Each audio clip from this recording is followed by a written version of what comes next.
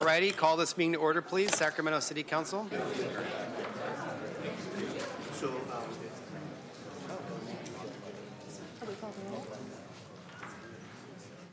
Please call the roll. Councilmember Kaplan. Here. Councilmember Dickinson. Here. Vice Mayor Talamantes. Here. Councilmember Pluckybaum. Here. Councilmember Maple. Here. Mayor Pro Tem Guerra. Councilmember Jennings. Here. Councilmember Vang. Here. Mayor McCarty. Here. Okay. All right, you have a quorum. Thank you. Councilmember Dickinson, will you please lead us in the pledge and land acknowledgement? Please join us and stand as you are able. This is for the opening acknowledgement in honor of Sacramento's indigenous people and tribal lands. To the original people of this land, the Nisenan people, the Southern Maidu Valley and Plains Miwok, Patwin Winton peoples, and the people of the Wilton Rancheria, Sacramento's only federally recognized tribe. May we acknowledge and honor the Native people who came before us and still walk beside us today on these ancestral lands by choosing to gather together today in the active practice of acknowledgement and appreciation for Sacramento's indigenous people's history, contributions, and lives. Thank you, and now if you would please join me in the Pledge of Allegiance. I pledge allegiance to the flag of the United States of America and to the republic for which it stands, one nation, under God, indivisible, with liberty and justice for all.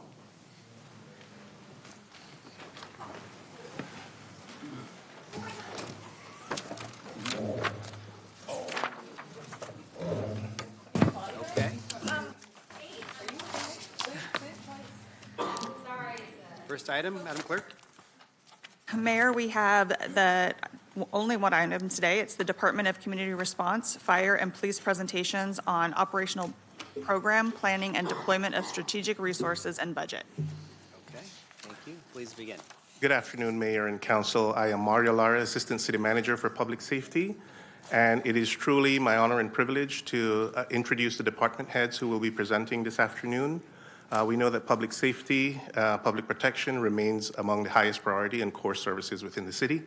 This afternoon, you will hear from Department of Community Response, the department is led by Director Brian Pedro. You're also going to hear from the Fire Department, which is led by Fire Chief Chris Costamania, Police Department, which is led by Police Chief Kathy Lester. I also want to acknowledge and recognize our Director of Emergency Services, Daniel Bowers, who is in the audience. He will not be presenting this afternoon. He oversees our emergency preparedness, which, provides the training and tools necessary to ensure that the city remains resilient and has the response capabilities in the case of an emergency. We also have many members of the department staff in the audience who will be able and present to be able to respond to questions you may have. With that, I will turn it over to Brian Pedro to start the presentations. Thank you.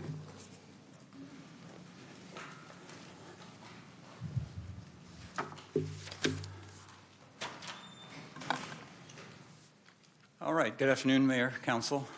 We'll give you a quick rundown of what our department does. I'm sure you're well aware at this point, but we'll remind you of some of the great work that we've done over the past year. I truly look at our department as a part of the public safety three-legged stool. What we have in place now is we have a 311 phone number that people can call for our homeless concerns, and those calls would have been, without the ability for us to have the incident management team to respond to these, they would have been 911 calls. And I can tell you that the 39,000 calls we received this year, I'll show you later in the slides of how that's impacted some of our other 911 responses. Our department was originally brought up as an alternative response department. We do see a little glimpse of that. Currently, within the incident management team, we have the street overdose response team that is a combination of a fire department paramedic and a DCR NRC, one of our outreach workers. and that is responding to provide Suboxone for opioid withdrawal treatment, and also leave behind kits that have fentanyl test strips and Narcan. And so that we are already showing a model of alternative response along with our homeless response. This is a view of our mission statement. I believe this is really accurate in what we're doing. The mission of the Department of Community Response is to provide compassionate and individualized support to people experiencing homelessness with the goal of aiding them on their path toward recovery, wellness, and self-sufficiency. Quick by the numbers of our office, we have 3 offices within the department. We have 37 FTEs, 30 programs and contracts that we manage. Our overall budget is $51.9 million. We have $5.9 million operating, and then $46 million in other projects. This is what that looks like in a breakdown. Again, our operating fund is the $5,800,000. We have an annual projected fund of 11.4, so our overall budget base is $25.4 million, and then we get to our final number by adding in HAP funding, some one-time funding from last year, and then a little bit of operating savings from the previous year as well. But as you can see here, 75% of our funding is either one-time or short-term or some kind of external funding. My office, I am constantly looking for ways that we can be more efficient, more cost-effective, trying to create programs that have a more sustainable model to them. And then on top of that, I'm also looking at well-being of our staff. We did have, this year we had our first annual staff party during the holidays, and we have some other events to try and help staff break out of the day-to-day challenges that we face providing outreach in our streets. It's a very real stressor for our employees, and we're trying to put some programs together so they can have a little fun every once in a while. Here's a picture of our current team. We are staffed up to 16 right now. A year ago, we were at 8. So we've been successful in our hirings. And we have just a great crew and a great cross-section of staff. We meet in the office every morning, so I get to see them every morning. And we have our little morning pep talk to get them ready for the day, keep them motivated, and let them remind them of the great work that they're doing every day. These are some of the few of the things that our neighborhood resource coordinators do. So obviously enrolling people into the homeless management information system. This is our HMIS system that tracks everybody by name and allows us to GIS where we last contacted them. So not only do we have the information in the system, but we have a point of last time that we actually spoke to them. This keeps track of someone else comes upon them, punches their name in the system. They're able to see what services they've been provided, where they've come from, and what we have to offer them. Some of the other things that we have here, we can refer directly into our Roseville Road Center and into our Outreach and Engagement Center, the OEC. We can real-time refer into the CRIB, which is Well Spaces Crisis Receiving Center, and also connect to veteran services. So we did the VA really did a push this last year. They came to Sacramento with their teams. They did what's called a VA surge. They contacted us and said, hey, we want to do a surge in your neighborhood. Can you help us out, find our veterans? We connected them with everybody in our HMIS system that we have as a veteran in that system, and they were very successful in the surge. They saw 56 unsheltered veterans, 17 veterans obtained same-day housing, and 15 veterans were offered a voucher in the VA, the VASH program. And so they were very excited about that. And then 2 weeks ago, I was contacted by the local VA homeless outreach coordinator, and we have been working with her, we already have a veteran connected with her that looks like we're going to get housing for that veteran as well.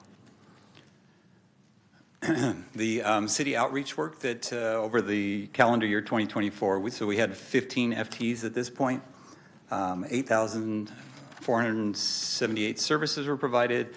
We did 1,100, a little over 1,100 rapid placements, and then we were at 9,773 unique locations during that year. This is our Office of Homeless Services. Office of Homeless Services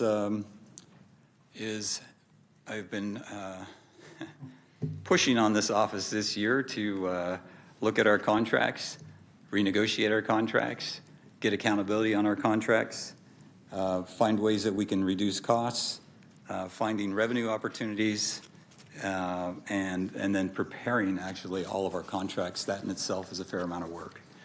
And so we've done some great work, and we're going to continue. Here is a look at the 30 contracts that we have within this office,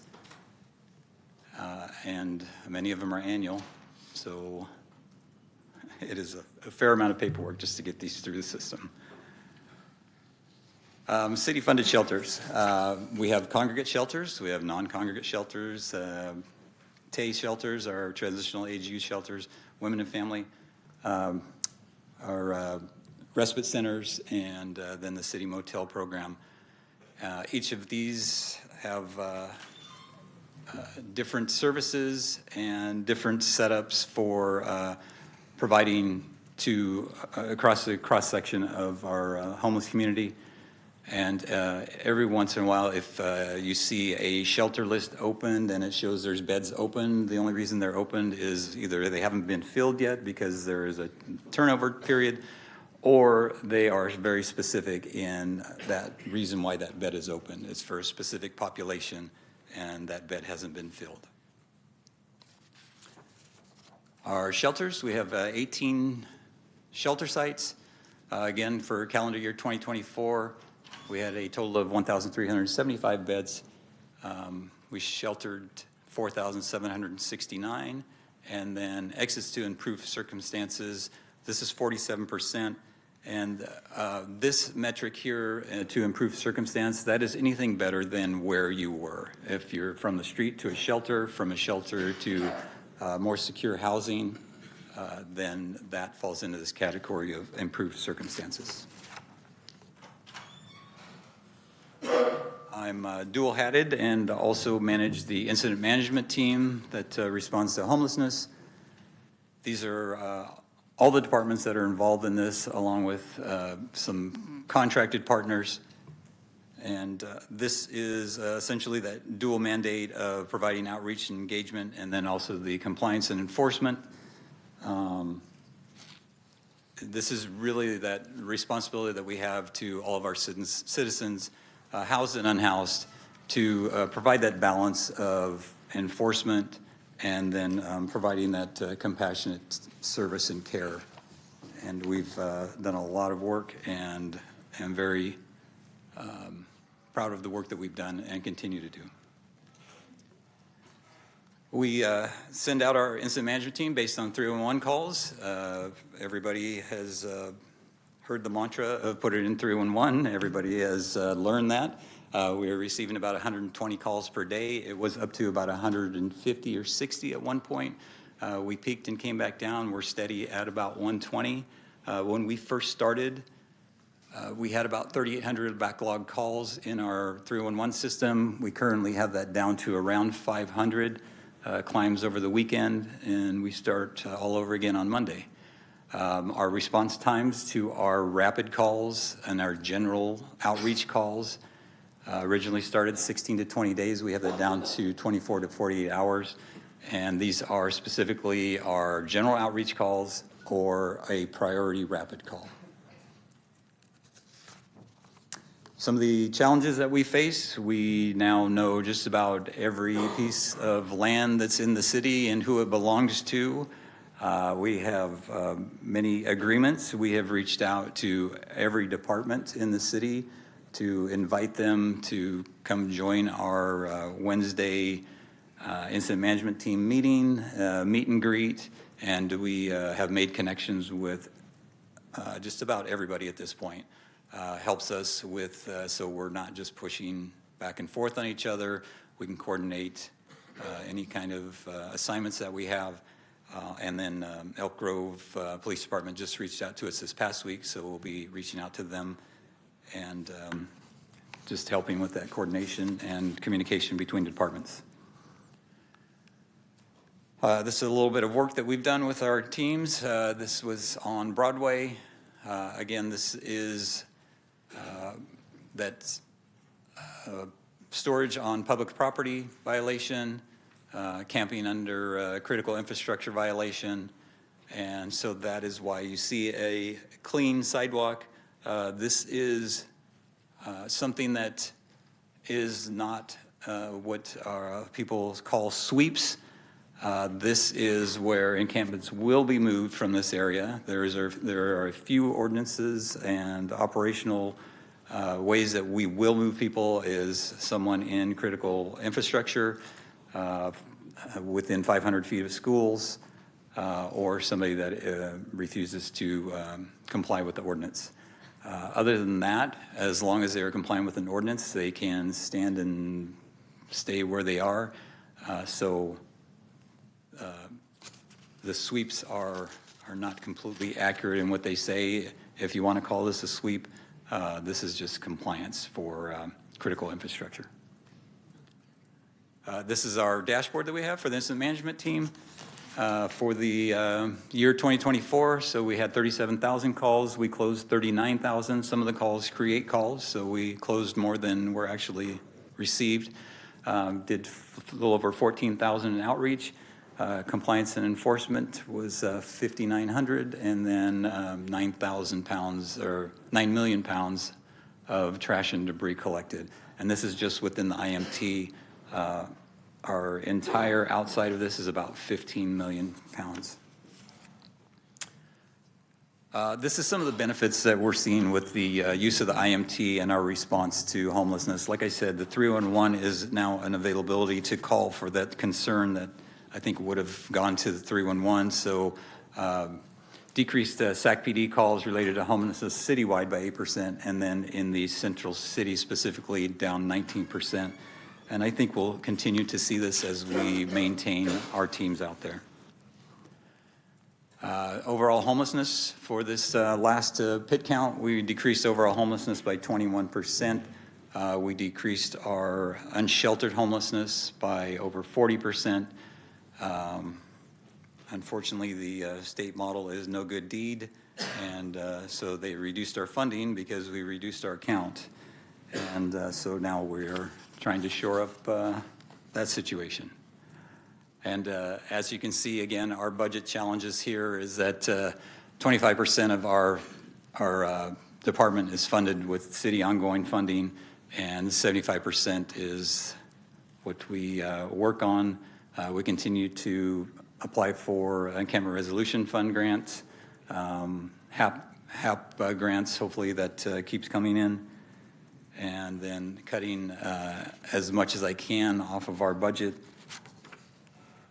Our strategies decrease contract costs. We have trimmed a significant amount in the millions of dollars.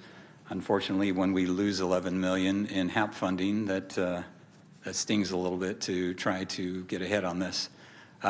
We are identifying new funding. We get the $18 million this year from the Encampment Resolution Grant. And I'm very conscious when we look at those grants that it doesn't put more of a liability on the department as we take in these grants to create these programs.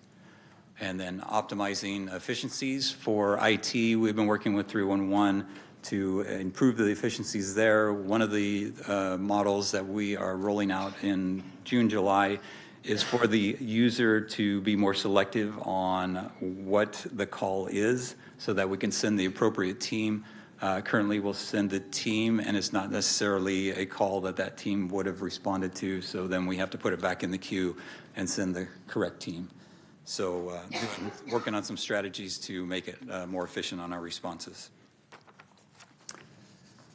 Some new approaches and models that we will discuss at some time in the future, I'm hopeful of. is shifting our models that we currently have, looking at some new models such as microsites, some ADUs, and some really scalable, affordable, permanent supportive housing models, and looking into clients paying into the program to maintain the sustainability of the program, trying to reduce some of our liability on our out-of-pocket on this, and then looking at public and private partnerships.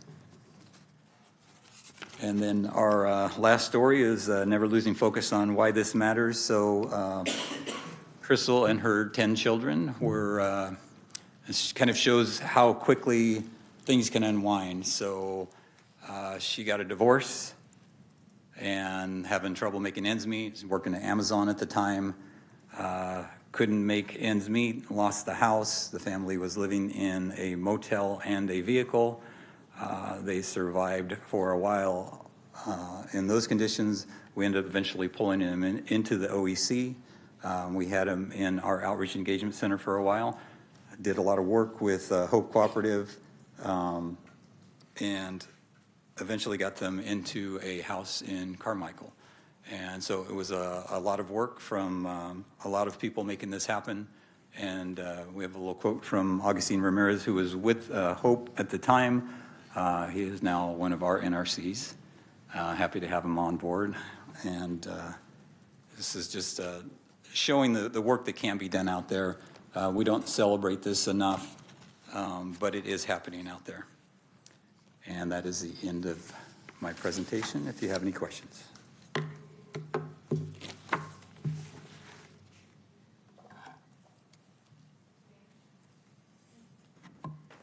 Next. Do you want to do questions here or next?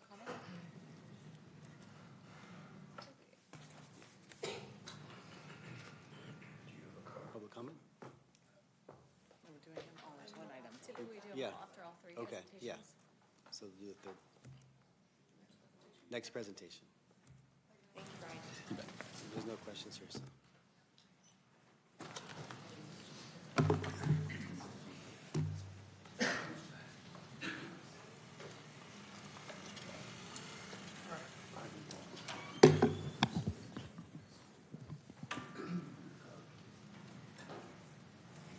Good afternoon, Mayor, members of the council. I'm Chris Costamagna, the Sacramento Fire Chief.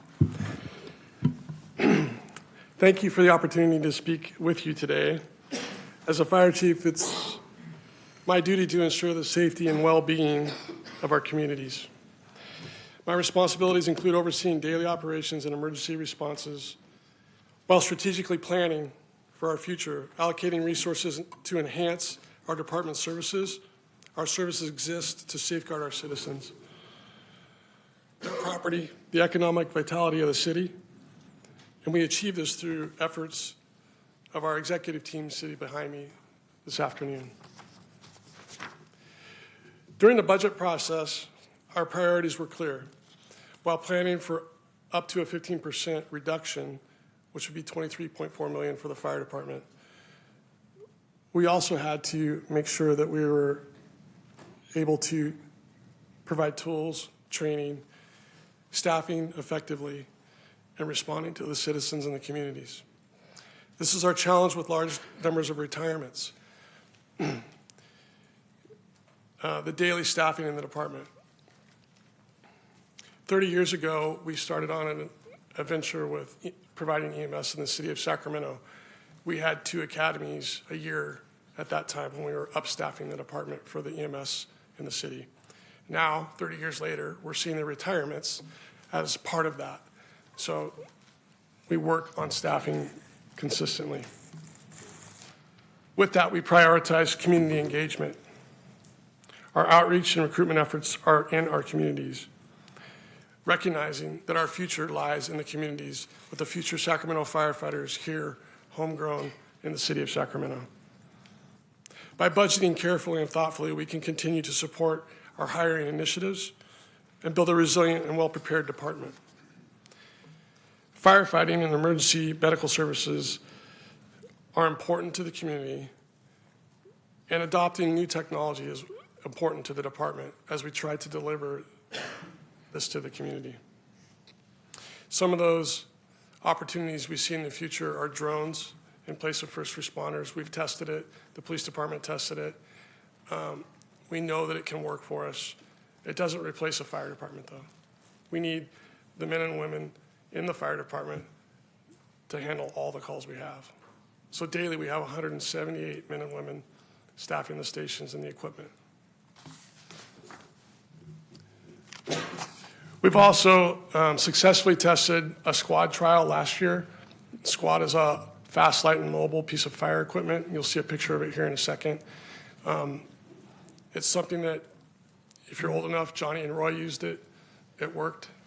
It's not a new thing, so we're willing to try it. We also have a private partnership with Medic Ambulance.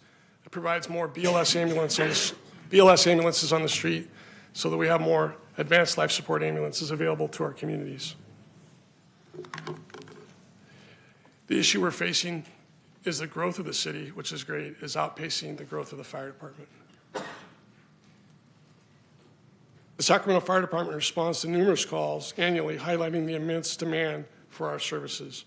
Each year we handle approximately 79,000, or you can round up to 80,000 this year, medical calls averaging 1 every 4 minutes.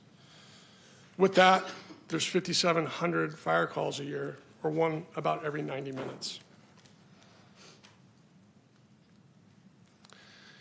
Here's how we match up on population growth, too. As the population of the city grows, so does our call volume. In 2017, we ran about 91,000 total calls. Last year, we ran 110,000 calls. And I'll say this right now, the fire department's geographics are bigger than the cities. We're 146 square miles that we provide service in because we have contract areas. But those companies in the contract areas also respond into the city, so that helps us, that bolsters us.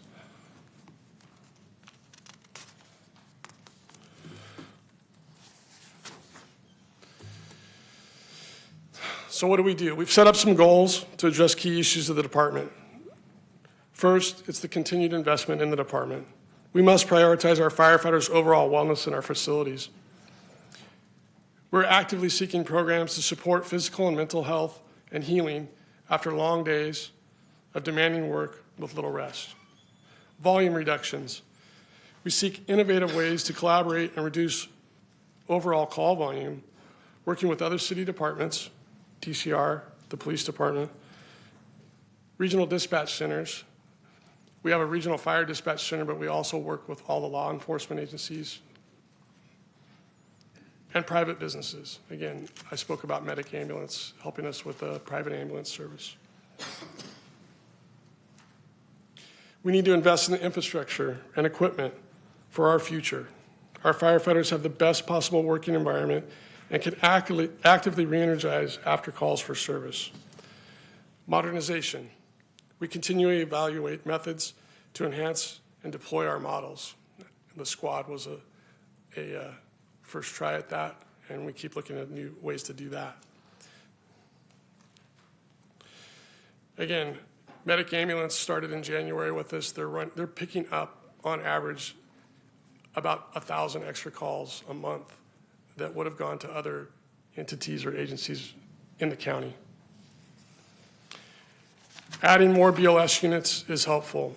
And next month, on April 4th, we'll graduate 23 recruits from our first single role academy, marking the start of the next evolution in EMS in Sacramento. We know our future will be involved combining all these strategies and new ones that we haven't explored yet. We have to do this as the city grows.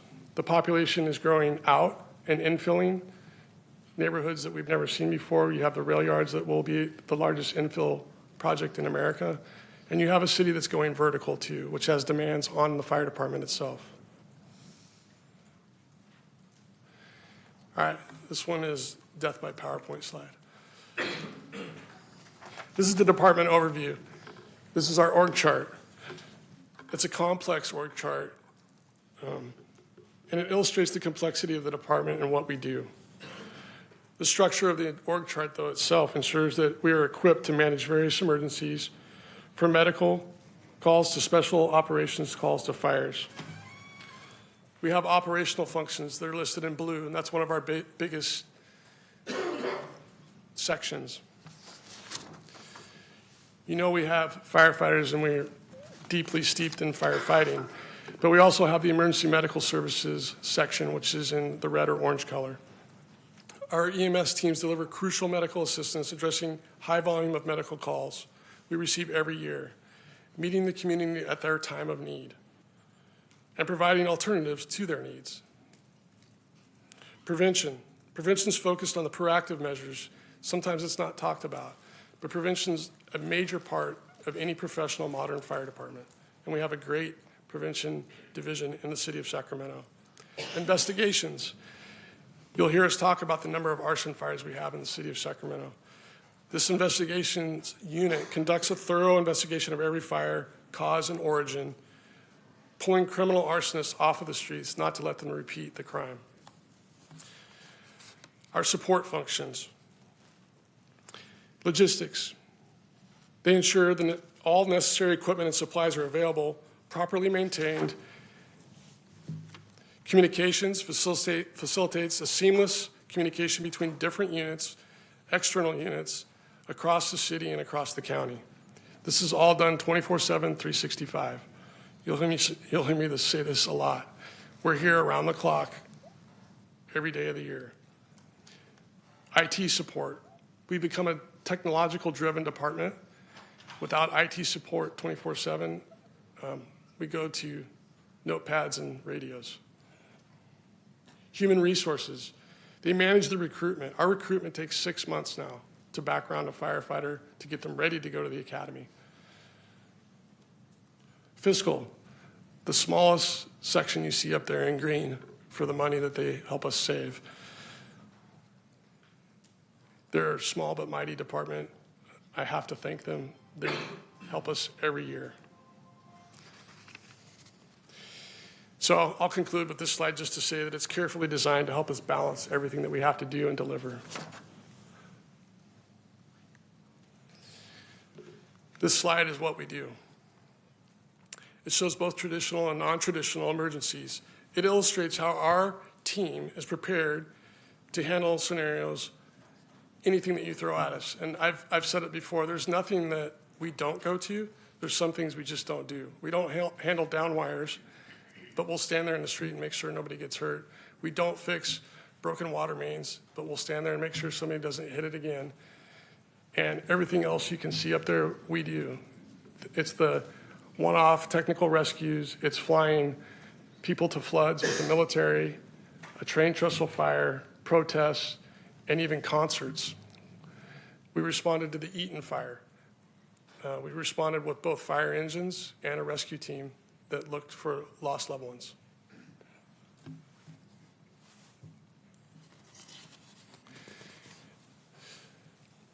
Here I'm trying to show you the kind of the immense part of the city that we have. We take care of. It's the whole city. It's the contract areas. And 178 firefighters and 24 stations watch over the city 24/7, 365. The population on the chart's larger because we do have the contract areas.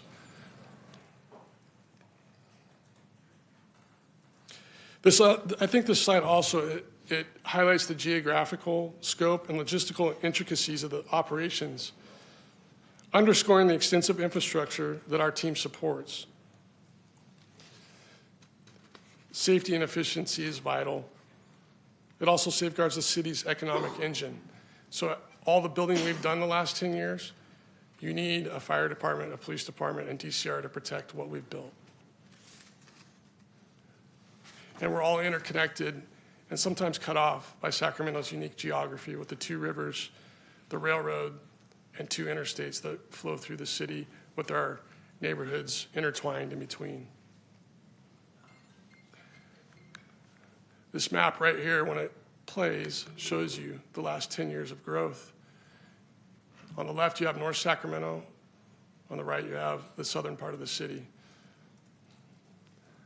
I'll let it play out. But this is a challenge we're faced with. As the city grows and builds, we still protect it. but we haven't added a company since 2016. And before people ask, we have added medic units, but we have not added a fire company since 2016.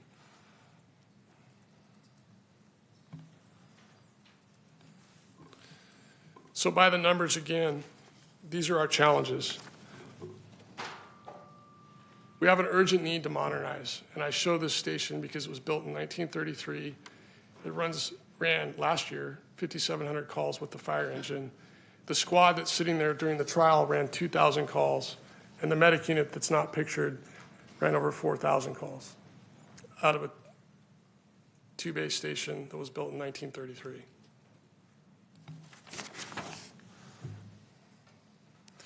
Again, the volume of the calls has outpaced us as a department, and I'm focused on that today because watching nationwide, this is a focus. It's going to be hard for the city of Sacramento to plan for the future if we don't plan today. There's land available in the city today that won't be available 10 years from now. It's also crucial for us to address the well-being and workload of the employees, balancing load more equitably among the companies, and that takes the infill of companies as well. Second, to me, expanding and modernizing our facilities that we have is a way for us to work as a city together. It helps us provide more resources to the community and update operationally obsolete buildings. Finally, investing in technology and equipment will enhance our operationally efficient department, but it'll also help us with response times, knowing where the closest unit is, closest available unit is. We do this today, but we still could enhance it more. It also helps us provide alternatives.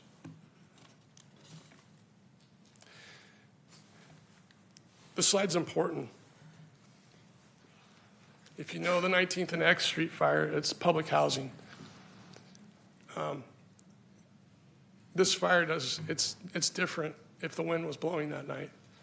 It's different if engine 12 wasn't out on a medical aid and saw it in the sky. And if you know where engine 12 is compared to 19th and X, they're a long ways away. Engine 5 was out and they saw it. And what I'm trying to show you here is our engine companies and truck companies are busy. They're out in the middle of the night when this fire starts.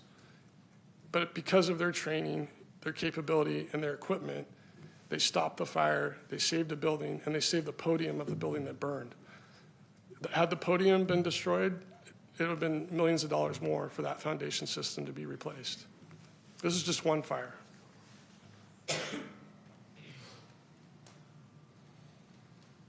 So what do?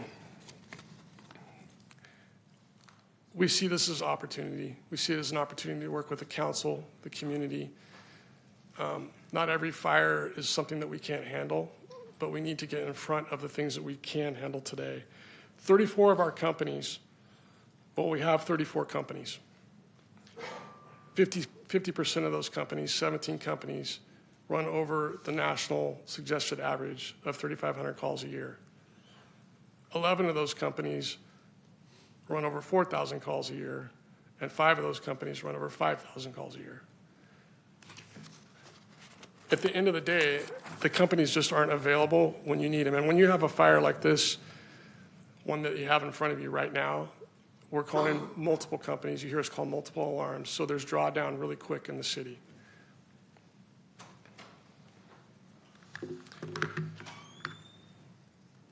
Go back one. So what do we do to help modernize the department? It's sustainability. It's providing fire stations that are equipped for the city's future. It's resilience with ongoing investments in both infrastructure and our firefighters. It's innovation, leveraging technology, fostering partnerships, and implementing adaptive response models. How do we do this? It's collaboration with local businesses, educational institutions, and civic organizations. It'll help us enable, or we will be able to leverage a collective expertise and resources, ensuring comprehensive and a unified effort. Our vision for the future is ambitious yet attainable. By prioritizing sustainability, resilience, and technology, along with innovative thinking, we can build a department that meets or exceeds the community's expectations. Together, we can create a safer, efficient, forward-thinking model for others to follow.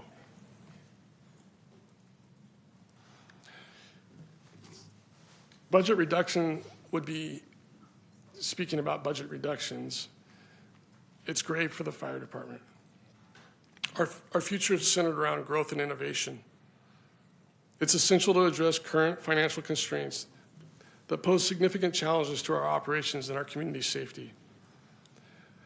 It's my job to highlight the repercussions of the budget reductions that our department or the broader community would be facing.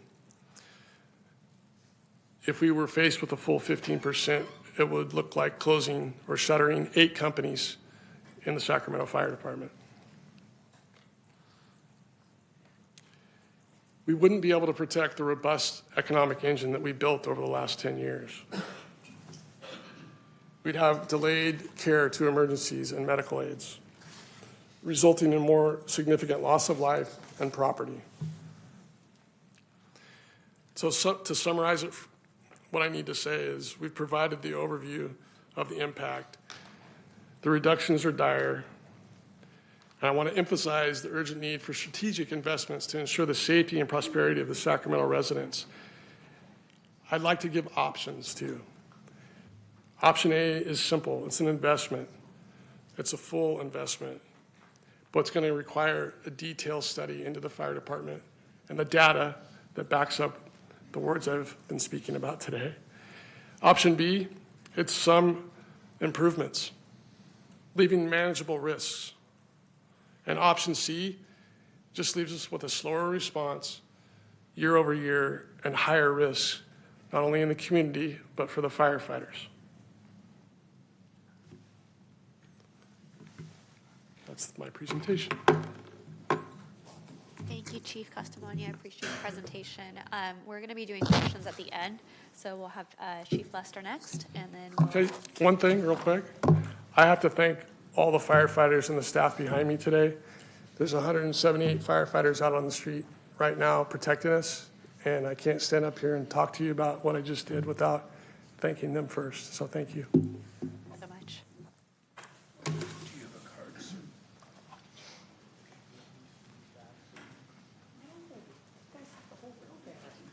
Welcome, Chief Lester. Hi, everyone. Good afternoon. Good to see you. Okay, we've got it up. I know I'm going to have to ask Mindy or Cammie for some help with we have a quick video. So just want to say good afternoon. Thank you very much for having us. You know, I always really appreciate the opportunity to come before and talk about not just the budget, but give a department overview because we can talk about the great work that's been done in the past year. So I'm going to be covering some of the highlights and achievements of the team. I've got all of the captains, a few lieutenants, and our professional staff with me today. I'm also going to present to you our 2025 priorities, some key initiatives that we are going to be embarking on or are currently engaged in, technology, because I know how important that is, and then we're going to wrap up by addressing some of the challenges that we faced, including prior year's reductions, and I know we're going to be talking about the proposed strategy, so I'll touch on those as well. So we'll start with just a brief video. It's only about 2 minutes long to talk about some of the programs and achievements, and it'll give you a visual of some of the things I'm going to talk about. So, Cammie, can you help me? I don't think it's going to play if I click it. Oh, thank you. Magic.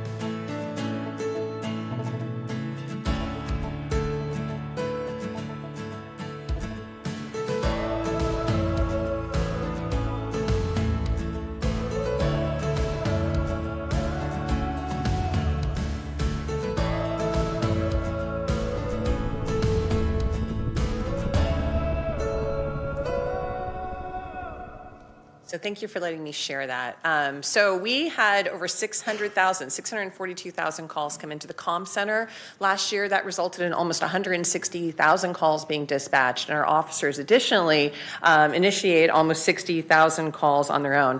This call volume equates to almost 1.25 calls to our comm center every minute of every day. That's an average of about 437 dispatch calls for service, and our average staffing each shift is about 36 officers. We took 60,000 reports last year, and what we saw was actually a pretty significant increase in our online reports. Those reports were submitted for crimes that we don't typically have the capacity to respond to include things like auto burglaries, catalytic converter theft, and shoplifting crimes that have already occurred. So out of necessity, and I thank you for helping us approve this, we will be investing in an upgraded online reporting system that will be much easier to use by our community and be available in multiple languages. I'd also like to, I tried to condense our crime stats really to one slide. And I remember last year at Councilmember Kaplan's request, we had talked about showing more than just a year-to-year picture. So we've provided 5 years of data here and taken a 5-year average. Based on the 5-year average, we are down in every category that we report to the FBI, which is consistent with agencies across the country. And I want to note, because many of you were here, that when we started our violent crime reduction strategy in 2022, that came on the heels of some huge spikes, as you can see, in violent crime. And since that time, we have seen a 45% reduction in ShotSpotter activations. We've seen 29% fewer shooting reports, and 48%, almost 50% fewer victims shot, a reduction from 256 in 2021 to 133 in 2024. Now, it's still far too many, but those are significant reductions. And we've also seen reductions in those years to homicide, 17% decrease, rape is down 40%, robbery is down 18%, aggravated assault is down 25%, burglary is down 21%, theft is down 18%, and motor vehicle theft is down 23%. Just highlights the great work of our officers. I'd like to talk also about one of our flagship programs. In 22, after we announced our violent crime reduction strategy, we were awarded the Public Safety Partnership Grant that was only given to 6 cities across the United States that year, and it remains only given to 5 or 6 cities every single year. But this year, we've entered our 3rd and our final year of that engagement. Through the first 2 years, we've had 5 federal indictments by the U.S. Attorney's Office with approximately 13.5 pounds of fentanyl seized within our engagement areas. That's approximately 3 million potential lethal doses of fentanyl that is no longer in our community, and we have the U.S. Attorney's Office helping prosecute those offenders. In 2024, while working with our federal partners, we seized over 2,000 pounds of narcotics and no less than 200 firearms. These seizures really were a culmination of months-long investigations by our officers and partner agencies, and these seizures really do serve to disrupt criminal activity and contribute to the deterrence of violent crime in our city. We also, I'm very happy to report, secured a $500,000 capacity building grant where we would be able to continue the work that we're doing with this into our 4th year once the engagement ends. Talk about firearms enforcement. As you can see, in 2024, we took 827 illegal or illegally possessed firearms off the streets. And in the past 3 years, we've taken almost 4,000 firearms off of the streets, including 500 that were turned in by community members as part of our multiple gun buyback programs. What's interesting of note is that we have seen about a 40% increase this year in the number of rifles and machine guns that have been confiscated, but we are seeing significantly fewer ghost guns. We're down 61% compared to where we were in 2021. ShotSpotter activations are also significantly lower in the past few years, but still, we only have in about 90% of these shootings, nobody calls in. So we don't have any citizen callers with that ShotSpotter technology, and that's how we actually come to find that these shootings occurred. And then special events and demonstrations. You know, we are a busy city. We are the capital city. We have great things happening here. We had 1,258 special permanent events. That was a 24% increase over 2023. And we also had 61 large-scale operations that required big formal plans, which include things like King's Games and various political demonstrations or protests. So I think this is just a sign of great things in our city. We also responded to 228 sideshows, which continue to be a challenge for us. Of our specialty units, we have 15 full-time SWAT officers, and they had 99 critical incident deployments last year. We only had 2 uses of force, which was less than 2%. And we engaged in 48 community events, which included active shooter training for a lot of our nonprofit organizations.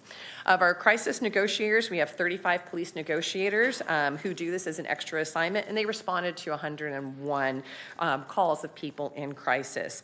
Our UAS, or drone teams, we have 21 officers that are FAA certified pilots and serve in other full-time assignments throughout the department. But notably, they took 345 calls for service. They flew over 900 flights, 901 flights, and they assisted with the apprehension of 119 different suspects. On traffic enforcement, this is one of the biggest complaints I'm sure that you get, and we certainly get, you know, at our community meetings. We know it's a significant challenge. We did see a decrease in traffic collisions across the city by 6% last year, but what I really think is remarkable is the significant reduction in fatalities. We saw 38% fewer traffic deaths this year and 31% fewer fatalities. Our traffic enforcement team is small but mighty. They have 8 officers, and those 8 officers made over 6,000 traffic stops last year, which is about a 14% increase of the year prior, and issued over 4,000 traffic citations, which was about 24% higher. And our department as a whole made about 22,000 traffic stops and issued over 7,000 citations. On hiring, in 2024, we had 840 applications for police officer. That's down a little bit from the year prior, but we did see that a similar number met the minimum qualifications, which was 537. We conducted 185 backgrounds for sworn officers and actually hired 28 new police officers. We also hired 12 CSOs and 8 student trainees. And then additionally, because it's not just sworn that makes up our department, we conducted about 320 backgrounds for professional staff, and we hired 63 that are new members of our department. Sorry, I clicked too far. Oh no. Cammie, can you help me go backwards? Do I just click here? Back? No, there we go. Okay, sorry. One too far. Thank you. Okay, on investigations. So investigations is a big division within our department. They handled almost 3,000 cases. As you know, we have really put some effort towards human trafficking. We investigated 65 separate human trafficking cases, and that resulted in the recovery of 37 recovered sex workers. And we've also joined the DOJ and the District Attorney's Task Force. Our detectives have on-call responsibilities, and throughout the year responded to 115 call-outs, many of which occurred after hours. In 2023, our homicide clearance rate was 80%. That's well above the state average of 62%. And while we don't know what the homicide clearance rate will be in 2024 statewide, we're already at 73%. And our clearance rate just speaks to the level of cooperation, really, and trust I believe that we have in the community, as well as our detectives being very dedicated to finding justice for our victims. Very proud of the work that the Office of Violence Prevention does. We could have a whole council meeting just on that work. We presented at Measure U last night and talked about the work of this office. We're currently engaged with 11 community-based organizations. This last year, they engaged over 1,300 youth, and they provided over 37,000 program hours. This program has been able to provide $2.1 million in grants and an additional $20,000 in community grants this past year.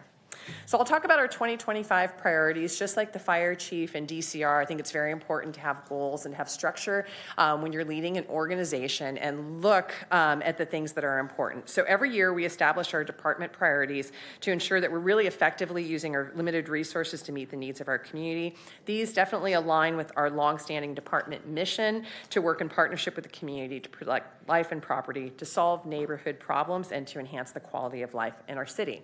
So I'll start with the very first first one, which is operational readiness and response. This is maintaining a constant state of readiness and preparedness so we can respond to not just the everyday needs, but also exceptional situations within our community. On crime reduction, we have been a champion of data-driven strategies to identify trends and allocate resources to prevent crime and certainly to mitigate crime. This also requires us to continue to maintain and foster strong community relationships and being vigilant in our efforts to proactively address crime and apprehend criminals. Employee investment. On employee investment, I have to say, really, it's our members that make this great department, and it's the people of our department that make us great. So we have to ensure a very positive and supportive work environment that values their contributions. I think public safety, public protection as a whole, we have a lot of challenges, and it's very wearing on the people that step up to serve. And so it's our job, and certainly our obligation as leaders, to ensure that we're doing everything we can to create and foster a positive environment. Quality police service, not a surprise to anyone. You know, I'm very service-minded and customer service-minded. I believe that what we do and how we do it is how we are viewed by the public, and it has everything to do with how we interact within our community. So giving great customer service is a key tenet of how we provide public safety. And then finally, strategic governance. We have, as you know, we're required to meet a lot of mandates and deliver a high level of service with diminishing resources. That means we have to not only develop and implement a comprehensive strategic plan to guide our department's future direction, but we have to make sure that what we are doing currently is meeting the expectations of our community. So these priorities are going to be outlined in a strategic roadmap, which we really plan on releasing later this year. Our key initiatives. So pretty proud of this. We have actually invited the Department of Justice and the COPS office to come and do a full organizational assessment. This is about an 18-month engagement.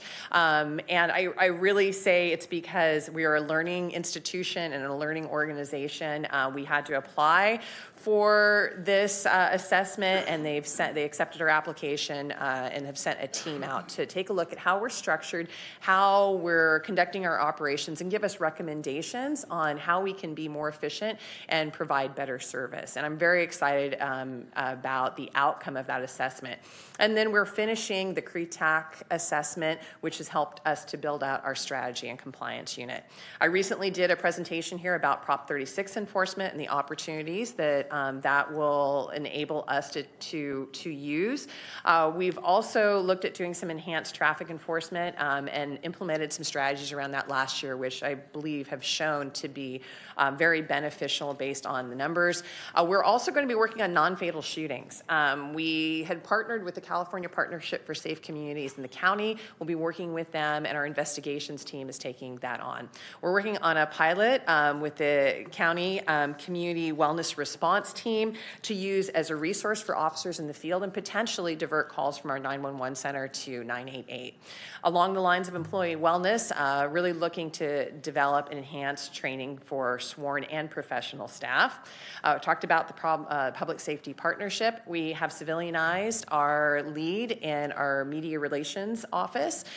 We've improved our complaint process. We're working with the Police Executive Research Forum on a project. We've converted our digital records for the DA for race-blind filing, and we have established really great partnerships with the University of Chicago and the Washington, D.C. Police Leadership Academy.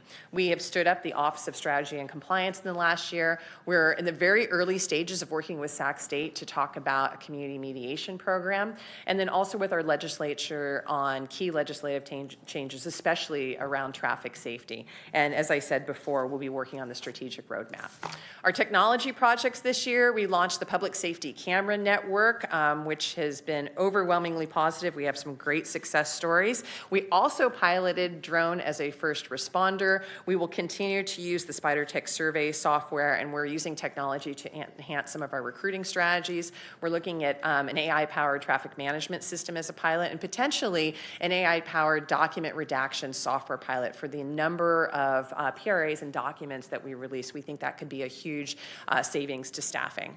And then at our communication center, as you saw, we take over 600,000 calls a year. Many of those don't result in a call for service, so we're working really hard to build the best possible possible interface between our community and the services that we provide. So with technology, we're hoping to find improved call processing where we can use technology to assist with call triaging, redirecting, translation, and location services.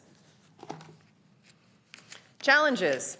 Not a surprise to anyone sitting here. We have a limited staffing. I'll talk about some of the reductions over the last few years and the modification of response protocols and the impacts of potential cuts. So about us, we are at just over 1,100 authorized positions. We have 735 sworn staff and 384.5 professional staff. So we have 87 sworn vacancies and 95 professional staff vacancies. And I'll go in and explain that and what that actually looks like. So I know this is a busy slide, and Chief Costamagna kind of covered the growth of the city. We've seen some really exponential growth in the last few years, and I'm comparing our numbers now to where we were in 07, 08. That was when we had a higher level of staffing than we currently do. So at that time, we were close to being fully staffed. We had 804 sworn officers and 468 professional staff. And then as you can see, that number has been reduced. So this slide is really to show from a historical perspective that we, like many organizations, made cuts in response to the recession, and we certainly have not rebounded completely. So to put into perspective the population growth, we've grown by over 65,000 people. It's up 14%. And to put it into perspective, for every square mile in our city, that means there are 559 more people. And from 2008 to 2023, we added almost 28,000 housing units. We are currently authorized for the 735 sworn, and in addition to the 356 career professional staff, we're authorized to have 28.5 part-time student trainees, which is where that 0.5 number comes from. We rounded up for the purpose of the slide to 385. And as of March 14th, we have 87 sworn and 95 professional staff vacancies. We do use some of those career sworn and professional vacancies for our pipeline program. So for example, we're currently holding 23 sworn vacancies for police recruits, CSO2s that have graduated the academy, and police pre-hires that are waiting to start the academy. And for our professional staff, we have 261 of those positions that are currently filled.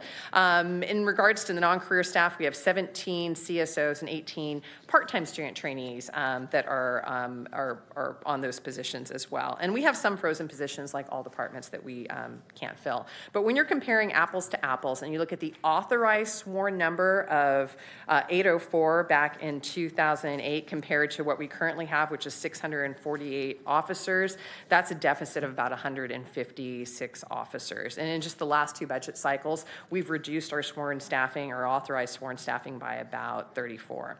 And I think we've all talked about it. We've got great things going on in the city, the building of the Golden One Center, build out of Delta Shores. We're going to see the rail yards. You can certainly look at the density maps where all the housing is going. So there's great things happening in the city, but it's certainly a challenge for public safety because we really haven't changed, well, the city has as far as trying to maintain our growth.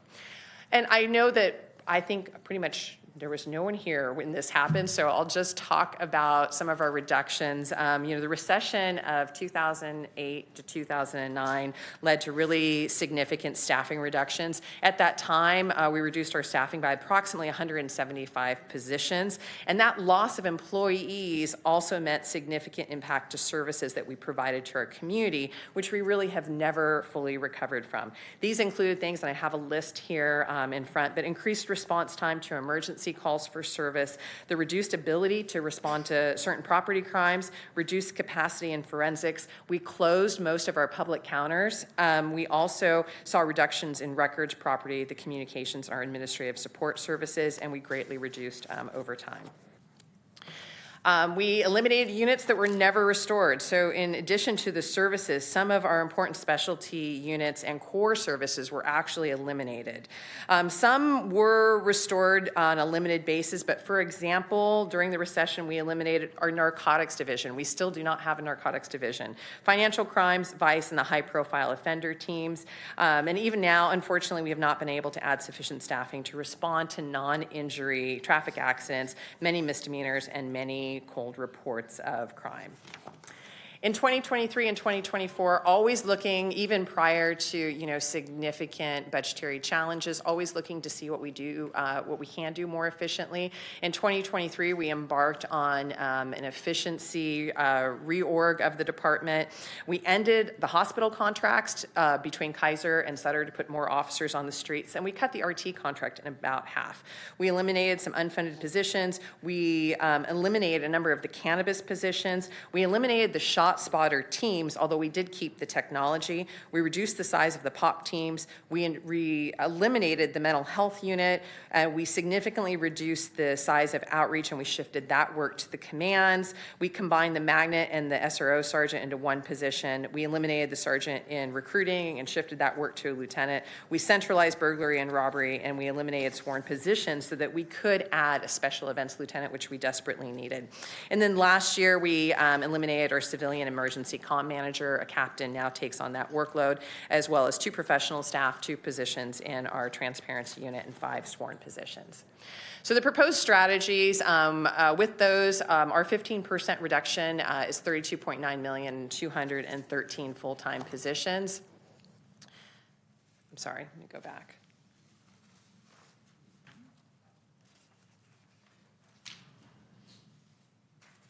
Okay, sorry about that. I clicked too quickly.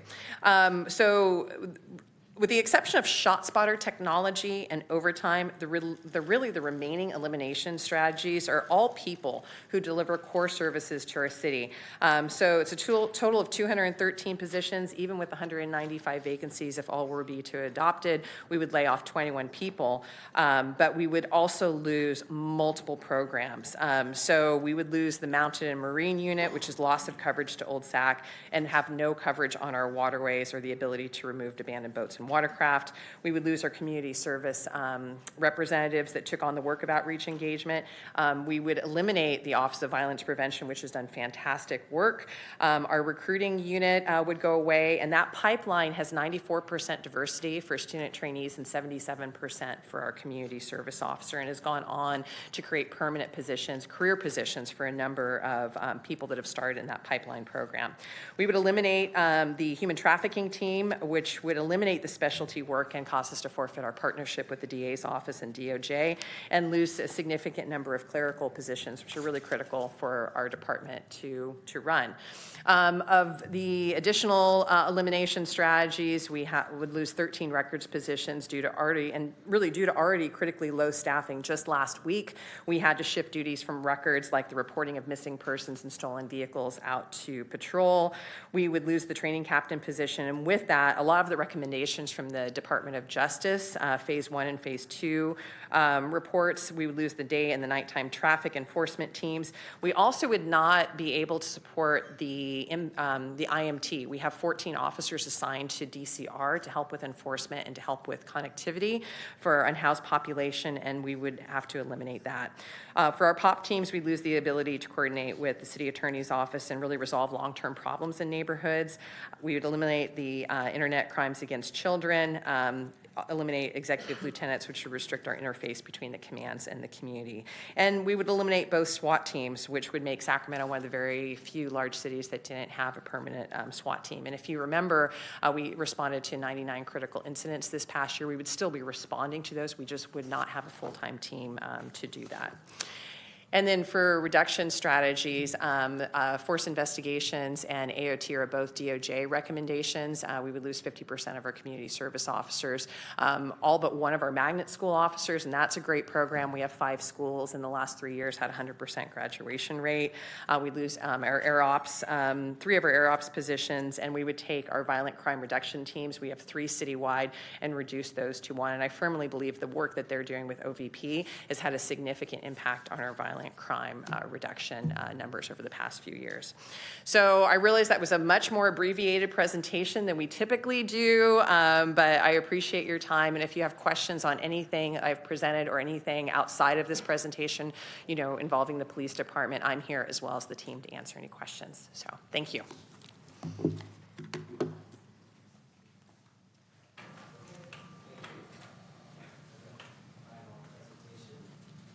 Do public comment now, and then questions and suggestions from council members.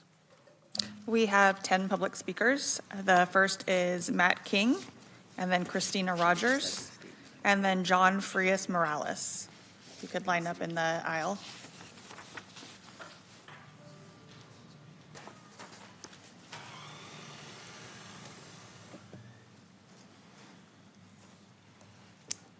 Hello, everybody, council, Mr. Mayor, staff. Thanks for being here today, and thanks everybody for the presentations. I'm here to ask that we please protect core services, police, rangers, fires, parks, water, sewer, garbage, and maybe take a look at some of the more poorly performing NGOs and nonprofits, city vendors who might be overcharging.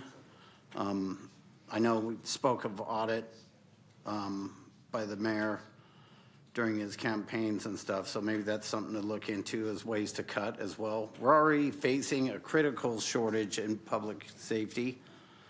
Many activists portray a bad sense of urgency to further defund departments throughout California.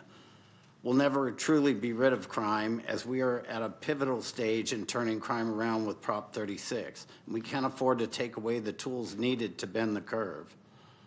I'm no expert, but I do know how criminals and addicts think, being one. We've done enough to pacify a small minority of voices. We've given them marijuana, massage parlors, and basically free rein to destroy the city with no consequences. Let's be known as the best city in California to live in. With the addition of the A's coming to our city, it's time that we make it a safe, clean, welcoming space to attract lots of revenue, businesses, and get the people of the city an overall sense of euphoria, well-being, and security. We implore of you not to cut our officers or rangers, our fire department, or any other of our core services. Lastly, let's figure out how to partner with privatized Haven for Hope community programs to bring that core program to our community. Our OMS data showed roughly 73% of individuals experiencing homelessness left or never successfully completed their treatment. And Thank you for your comment. Your time is complete. Christina Rogers. Good afternoon, City Council. The City of Sacramento needs to go back to focusing on core services. That's what your job is, and that is what the citizens expect you to focus on. Public safety, maintenance, and parks have been stretched thin, yet Sacramento's population continues to grow. During the mayor's listening sessions, I've heard several neighborhoods address serious public safety concerns such as speeding, stealing, and shootings. They also want potholes fixed and streetlights working and safe parks. One reason why the city is struggling to earn revenue is because of the cuts to core services. I've heard from plenty of people that they don't visit Midtown like they used to. It's not worth the parking hassle or navigating filthy streets with their children. People are concerned about being accosted by a dangerous person wandering around without accountability, or heard about the downtown shootings. I guarantee you, if you have a robust law enforcement and city maintenance team, eventually you'll see a rise in revenue. More people will feel safe going to restaurants and shopping. You can reverse this terrible cycle. Trust has been broken, but it can be earned back over time. The citizens have spoken by passing Proposition 36. We've all made it clear we want safety, justice, and we want accountability for those who destroy our quality of life and attack our local businesses. It's time to say no to those who have their hands out for funding but have no accountability for how they spend city money. Core services are your first responsibility, and you'll show us your priorities by how you handle this year's budget. I understand the goal is to make cuts across the board, which is fair, but I'd also ask any funding requests outside of core services should be ignored. At this point, common sense and proper financial management should be the goal. And thank you very much for listening. I know there's just a few of us here, but that's because a lot of the citizens who are here, who have voted for you, who support you, are working right now, and they have very busy schedules with their families. So the few of us that can be here are trying to be here today. Thank you very much. I support fully funded police and fire departments, and there should be no cuts to police and fire. Cut DCR. DCR is not delivering on outcomes.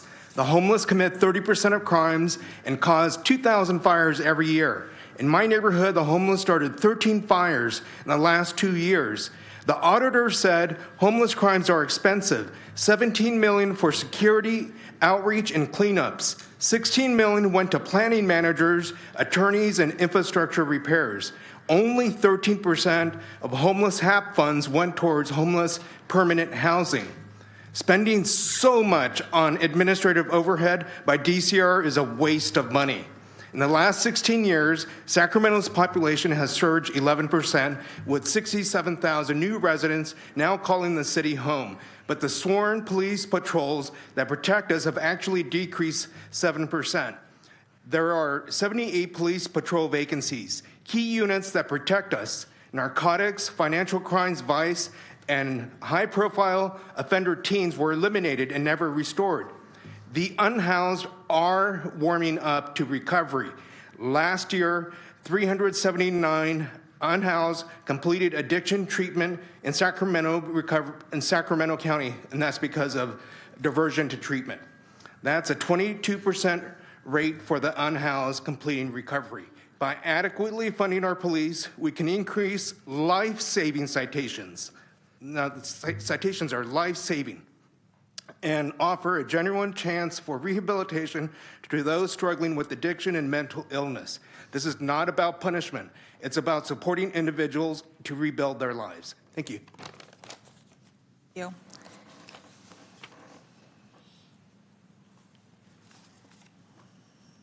We have Vito Scromo, Jeffrey Tartagia, and Mac Worthy.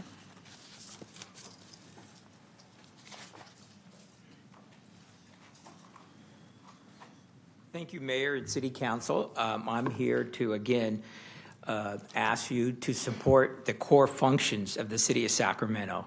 I've been involved with state budgets. I've been involved on planning, long-term planning. And as you look at these funds, I understand the crisis we've had to, you're facing, which I had to face, my role at the Capitol. It's critical to look at the long range. By cutting core services and stuff, you're actually impacting future budgets. I've seen that happen at the state level. So it's not just a one-time cut that would help your budget. It's a long-term financial restraint and impact to your budgets down the road. So if you were thinking in the long term and worried about things, you would protect the core services. Many businesses and residents have left because of the reduction in fire and the police department, which again affects your budget.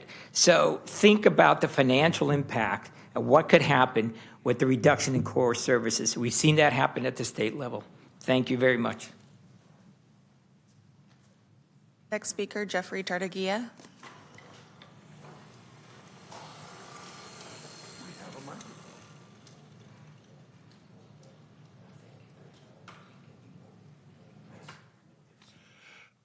Jeffrey Tartagia, an advocate. Why I'm here today is because on the first one, subject matter is homeless, how your funds are being used. The second one I can relate to is a fire that occurred right over at H Street. So question mark will be is what you are eliminating in the way of services, how drastically the impact will be of those reductions. The third element we'll say is dealing with on this last comment with the police is indeed seeing of all the calls what the resolution rate was. Now lastly, all of these are oral comments. I see very little of them give you substantial reports or contact information at the end. You may have had one or two of them, but with the cataracts, I really can't see the screen to see what you have there in the way of resolution. The other thing I will also comment is again to Kevin is you did not put for comments not on the agenda, and one of the comments I will make is that over here on your bulletin boards, you no longer have a listing of these meetings posted. You don't even direct that you got them at the north side to go look for them. Would appreciate if you would correct this of having on the outside bulletin boards some degree of comment so that somebody can see that doesn't have electronic means to look for them on your website. I will be back at 5 o'clock for not on the agenda because I really think you need to change that. Thank you.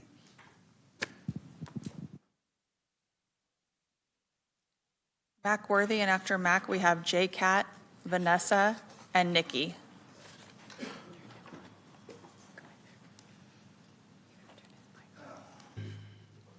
People, you're going to have to do some reorganizing. Separate the fire department and the fire department and police department should be separate. You mixing apples and oranges. You are not telling the people the facts here. You are saying we're going to do this and we're going to do that, just like the oversight. Did it reduce any way the police department operate? No. You humiliated them in one place. We would like to see every day, every policeman give a daily report on what they done that day. That day. We're going to eliminate the word chief and set up a 9-pound to operate the police department. The same thing to the fire department. Some of the things that we want the people that was in charge of that. The 311 is garbage. I'll tell you that now.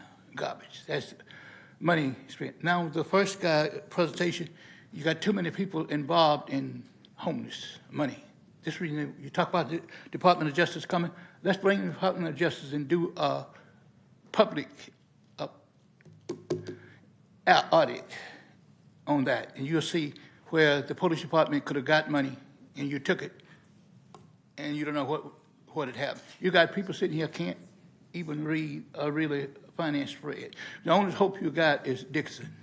People, this gonna be up shit creek. What just some of what you're gonna do when people start demonstrating again? It's pitiful. You don't have to have a training to operate a fire truck. What would be if I went out and took a crime? I would knock your fire hydrant down so you ain't got no fire, no water. First thing that I do if I can run it, I got a criminal mind too. Alternate natural gas. What would I do? That's a 50-pound pressure gun to your house, a crescent wrench and a hammer and a highway flare and run like hell. Thank you for your comment. J. Cat?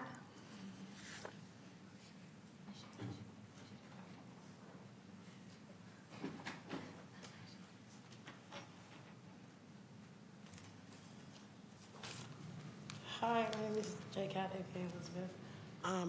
I'm here because I guess the sweeps, Hope, whoever that guy is right there, does nothing for nobody. Like, I understand the sweeps. I get the sweeps. They clean up the streets and whatever, but you guys forget that these sweeps take everything. Like, I'm in mental health, I'm in outpatient rehab, I do all these things that you guys ask of all the homeless to do, but these sweeps, I don't have ID now. The Hope helps me get my ID. Guess what? The sweeps come through, they throw the IDs away, and now it's garbage and debris. And then you guys say, oh, well, we don't know what's difference between trash and belongings, but the police or forensic cleanup or Hope doesn't even go through or even take the time to go through any of that. And I just find that's not fair or right, or you guys should find a better way to do these sweeps. I'm not saying the sweeps are bad. Just you guys find a better way to do them, and because it's now I don't have my mental health because they took my laptop. Now I can't do my mental health. I can't do my therapy. I can't do my outpatient rehab. I can't do none of that because it's all in the garbage now. Now what am I supposed to do? Like, I don't know what to do now because all my stuff is gone. I guess that's all. Thank you. Next, we have Vanessa. After Vanessa, it's Nikki, Keon Bliss, and then Marbella Sawa. We'll try that again. Marbella Sala. Marvea. Sala. Can't read that, sorry. If you could line up in the aisle.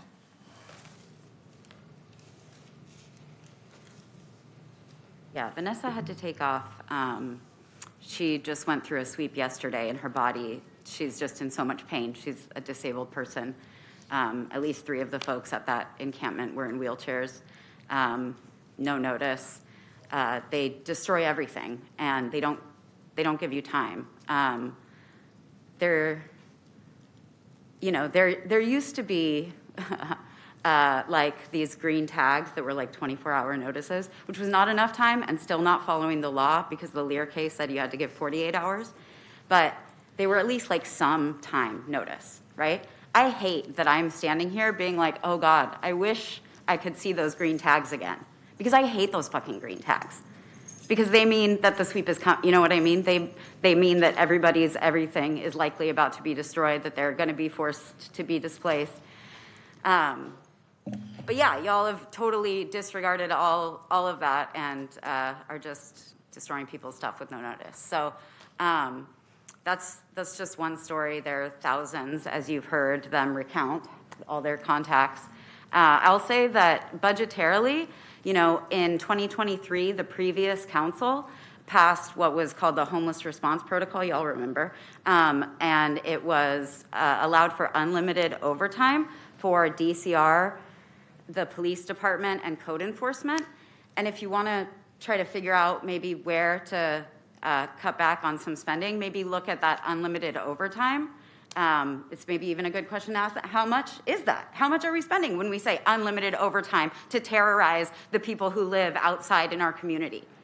How much have we spent doing that?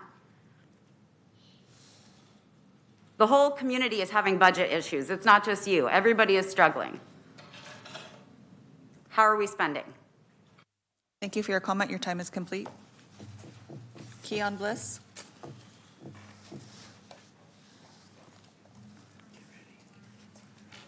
It's your first chance.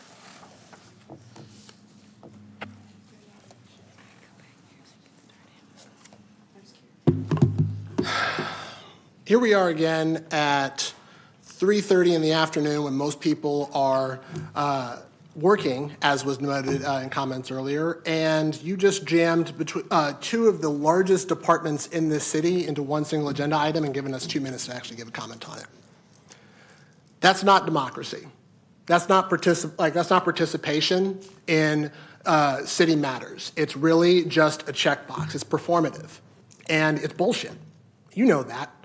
That's why you jammed this into a special meeting specifically to limit our ability to actually participate in this, which is off-agenda comments, which you can't do, which you don't have to do on a special meeting. And you've been doing it almost every single week since the beginning of 2025. So it's this isn't a participatory sum, but I'm just going to lay out a couple of key pieces of information that I can get within the next minute or so as I name that. The city has funded over 78 new full-time positions for the Sacramento Police Department since at least 2018, yet the department continuously cites the long-term impacts of the 2008 recession, but provides very little transparency in the actual staff vacancies or overtime pay. Last year, the police department reported 175 vacancies among 1,100 positions, 83 sworn positions, 92. Now it's 182 vacancies, despite the 10 cuts that they made in vacancies before. There should be, it speaks to me of something that's a bigger issue, which may be at the culture of the play, but among the tiered reductions last year that the council was considering, only 130 of those vacant positions were actually offered. And despite the high vacancy rate, the department included 91 full-time staff positions that were filled, which makes me wonder what's actually in there for the tiered reductions this year. And when we're talking about reducing overtime, let's talk about the fact that in 2023 alone, $23 million was spent on police overtime, which is a tenfold increase from 2011. Thank you for your comment. Your time is complete. You have exceeded your speaking time. Please take your seat.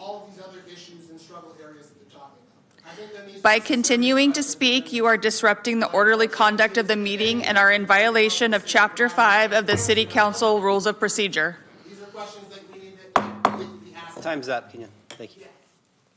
2 minutes, again. Good afternoon. I'm here. I'm a Measure U commissioner for District 3, but that's not what my comments are coming from. I'm here as the president of Garlandland Northgate Neighborhood Association, and I just want to state that for sure the crime prevention is a worthy investment in our community because they work with a community-based organization. It prevents our young people from going down the wrong path, and it's a worthy investment. But I also want to recognize, because sometimes we forget to do that, to recognize the work that the police, especially North Command, has been doing in Garland Northgate.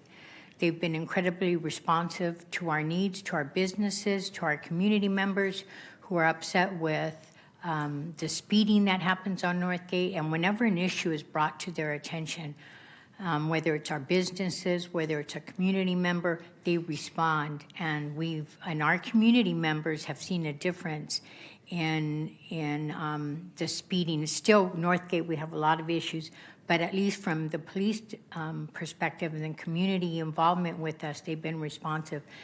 They've also been involved. We're working to minimize how our community sees police officers, and police officers see our community, and they're involved in our holiday dinner. They come to meetings, they come to workshops that we organize, and I was very, very happy to see at last night's Know Your Rights workshop in Del Paso, that they were there with the community, Spanish-speaking community, to say, we're going to protect you. We're not involved with INS, et cetera, and that was a great thing. So, and I also just, for last minute, the community response team, in conjunction with the office, Vice Mayor's office, Northgate, Garland, we've seen an improvement because they are responding. It's not perfect. They got a ways to go. Thank you for your comment. Your time is complete. No more speakers. Thank you. That concludes public comment. Now it's time for questions and comments from council members. Start with Councilmember Vang. Thank you, Mayor. First, I just really wanted to take this time to thank Mr. Pedro, Chief Costamanga, and Chief Lester. Thank you so much for your thorough presentation. I do have some questions and also some comments. I think my first comments is, one, I did look at our 5 p.m. meeting, and I noticed that it was fairly light. And so for me, it would have been great to have this presentation at 5 p.m. I think there's so many family members that couldn't attend, residents that can't attend, but I understand that there's only so many meetings we can have in a calendar year, and so staff was doing their very best, so they scheduled it at 2 p.m., so just want to acknowledge that. But I did notice that 5 p.m. was pretty light, so it would have been great to have this presentation at 5 p.m. For the public, but this is recorded, and communities can also tune in, but just wanted to uplift that. A few comments. I'll start with DCR first, and Mr. Pedro, if you can come up. Just first of all, thank you to you and your staff for all the work that you are doing to really address homelessness in the city and working with the county and community partners. One of the slide that you brought up, one of your proposed strategies is one to decrease contract costs. And I'm just curious to know, during your renegotiation of these contracts, how much money have we saved in renegotiation? I'm just curious. Last year, it's been around $5 million. We still have 4 more contracts to negotiate. And that's going to be a little offset with the renegotiations of our cleanup contract. Okay. Because we have prevailing wage to work with there. I see. No, thank you so much. I was just curious to know what those numbers were. Really appreciate you reevaluating those contracts to see if we could be more efficient. The contracts in particular, are they measure you and general fund, or all grant funding, or is it a mix? A mix. It is a mix. Yes, they're all a mix of, it's just a various mix of some previous HAP funding, spending the last end of that to shore up a contract, and then we'll put general fund in with it, but it's a mix. Okay, great. No, I thank you for that clarity, because I do have a follow-up question for Pete later on too. So good to know that the renegotiating is not just our HAP dollars, but it's also our general fund, so we're able to free up some of those dollars. Thanks, Pete. He's coming up. Okay, I have questions for you in a little bit. Thanks. Those are my only questions. Thank you so much. And then I also just want to say thank you to you and your staff. I've been out there with the DCR team. My staff has to be at the various encampments doing translation. And I also know that, this line of work is incredibly hard and the turnover is really hard. And so I just want to say thank you to the staff. I'm looking at them, every day showing up because knowing that what we do is bigger than ourselves. So just wanted to say thank you. Thank you. Great. Fire, Chief Cucamonga, you're next. Thank you so much to you and the brave men and women in our fire department. And so just thank you for the thorough presentation, and it was great. I only actually have one question for the fire department. I know that police is the largest budget, the largest department in terms of budget for Measure U and General Fund. Fire is next in line in terms of the second largest budget, and just curious to know, and maybe Pete can answer this, but if you know the answer, if you don't, you could defer to your staff, I also know that fire department also brings in a large revenue into the city of Sacramento. I'm just curious to know how much does the fire department, when we compare all departments in the city of Sacramento, who generates the most revenue? I mean, I don't know, that's probably a question to Pete, but just curious if you know what fire's numbers are. What I'll talk about right now. I don't know, yeah, so go. Sorry, we both interrupted you, Chief Cucamonga. No, that's okay. If you guys want to guess, you can guess. But what I'll let you know is this year, we're bringing net new revenues close to $10 million. And that's one of our largest strategies for offsetting what that cost would have been. When we talk about $23.4 million in the 15% scenario, yeah. It was our ability to bring that new revenue instead of cutting companies or staff from operations or EMS sections. I'm not going to try and give you an exact number of the total revenue that the fire department brings in because we bring it in different ways. The three big buckets are our EMS system, and Pete will help me with this, but $48 million a year in EMS, not all of that is, it's more, after the offsets, it's $20 million in revenue. It's still an offset to the department. Fire prevention is about $3.5 million a year. And then, tax revenues. This year, the tax rolls brought in about $350,000. And that's largely not in the city, but more in the contract areas in the county that we see that growth in the tax rolls. Thanks. No, I appreciate that, Chief Cucamonga. I'm only asking that question because I know that we're going to be faced with some tough decisions up here as policymakers, and I think it's also important to look at our various departments in terms of the revenue they bring in, because if we do cut staff that is able to support and bring revenue in, it could hurt us in the long run, and so I think that's just something that's important to consider. So that's the only question I have for now. So thank you so much, Thank Chief. you. Chief Lester.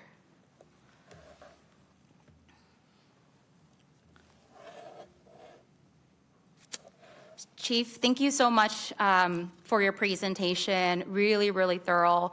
Also just want to uplift the work that you've done, you and your staff has done to take guns off the street. I think the numbers speak for themselves and really the hard work of your officers as well. And so just really wanted to thank you for that.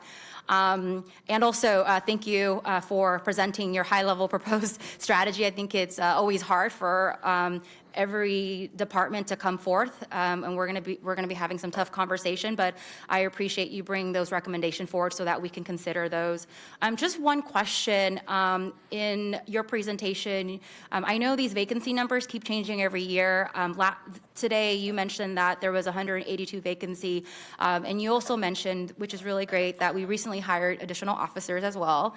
And so just wanted to know what number of vacancies are we anticipating to fulfill next year? It's a great question. So we only have 11 police officers in the academy right now, but and thank you, Council council for the support of the pipeline programs, because we were able to create a CSO3 position, which is a permanent CSO position, and it's essentially a civilian investigator. And so we just opened the posting for that. That's 10 positions, but we usually attrit between 32 and 35 sworn officers every year. So if we only graduate 11 or 12 from the academy, we don't keep up with attrition. And I think the reason that number changes every year is when you change the authorized FTE, and then we have vacancies, it kind of fluctuates. So, 2 years ago, we were authorized to have 769, and now we have 735. But truly, we have 648 uniformed officers right now. And so you add that to wherever we were a couple of years ago. But that's why it's even confusing for me, and this is the world that we live in, to be able to track it. But when our FTE or authorized staffing changes every year, with the vacancies, that number can seem pretty confusing. Thanks, Chief. And then just clarification, I wanted to ask Pete and our city manager this, but when we have vacancy, are those vacancy dollars included in our budget, or do we absorb them? Do we absorb them? I think that's important because, as we're engaging in conversation, the vacancies, for example, we keep them in the budget. So we budget for each position. So if a position, whether a position is vacant or filled, it is included in the budget. Okay. However, we do assume a vacancy factor in our budget. So we say, hey, based on historical averages, we save roughly 2% on salary savings. And so we include that savings in the budget as well.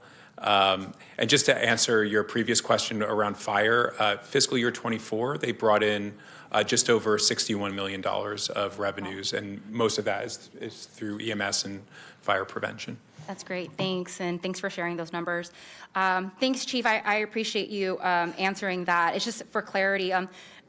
No more questions for you, but I think mainly a direction for staff. I know this was like super high level, and the various department presented on their recommendation, and publicly right now we don't have the list of like levels of impact 1 to 4, and I know that's going to be coming soon.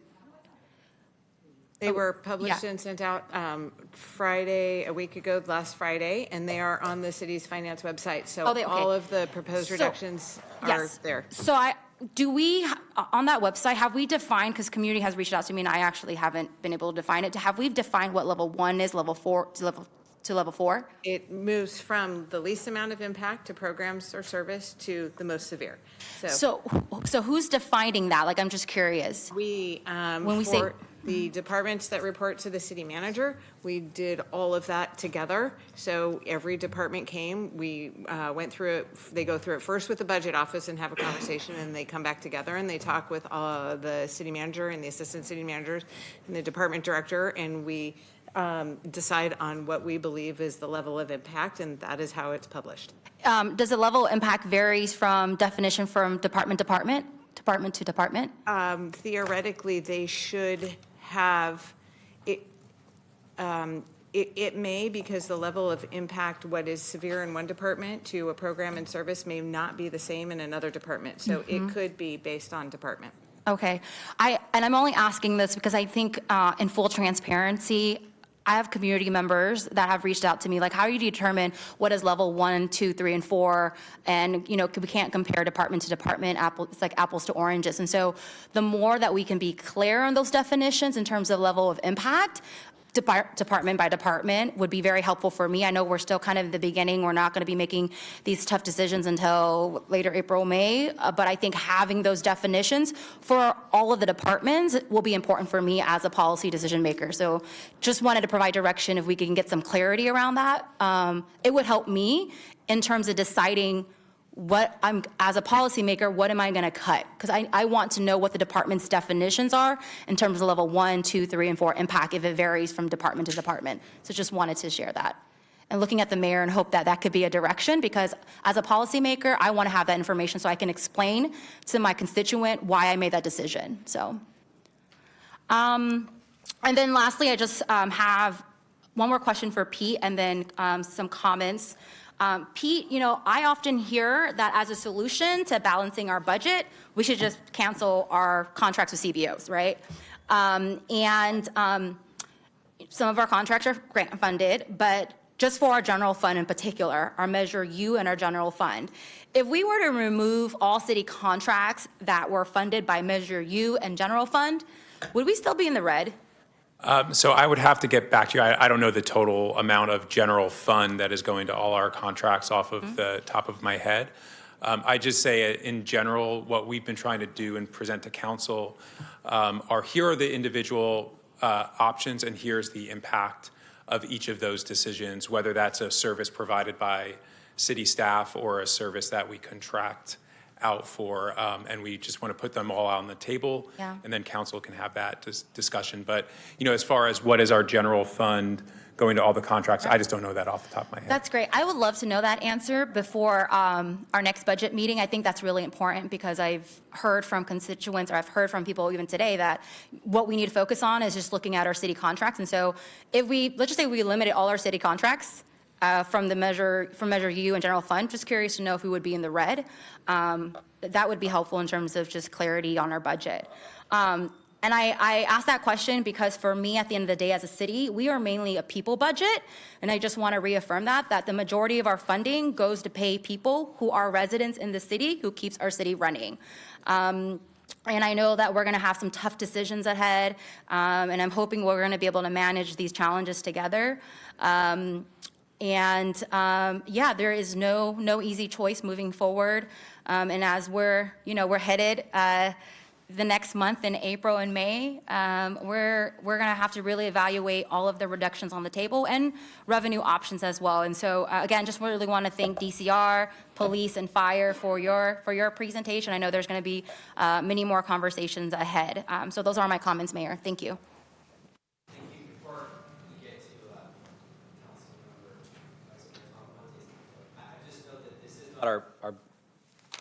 Yes, now we're live. Yeah, before we get to Vice Mayor Talamontes, just want to note to the public too, this is not our budget hearing, this is our overview of the department, and obviously we have serious budgetary issues, and so it bleeds into the overview because of what we're facing with the budget. Had we had this 3 years ago or 4 years ago, we probably wouldn't look at it in that lens. And yeah, I will say, Council Member, that I think you make a good point, that I look at that and all these tiers, it's not a science, it's not 100% objective, and we're the ultimate arbiter. So we have to start somewhere. So I think it's fair that we ask city staff, in their eyes, what are the least impactful things we could do for neighborhoods throughout the city of Sacramento, and they give us their best shot, and that's up to us to make the final decision. So it's not perfect, but I think it gives us a good starting point. It will start with the Budget and Audit Committee, and then we'll have ample opportunity. I know we'll have, very difficult discussions back and forth. And just to, remind you, this was, when I sat in your seat 15 years ago, it was the toughest thing that I had to do, is make those two budget votes back-to-back years. And you talk about people. We had to send people notices that they're no longer employed with the city of Sacramento. So we're going to make sure that we evaluate everything backwards and forwards. Council Member, Vice Mayor Talamontes.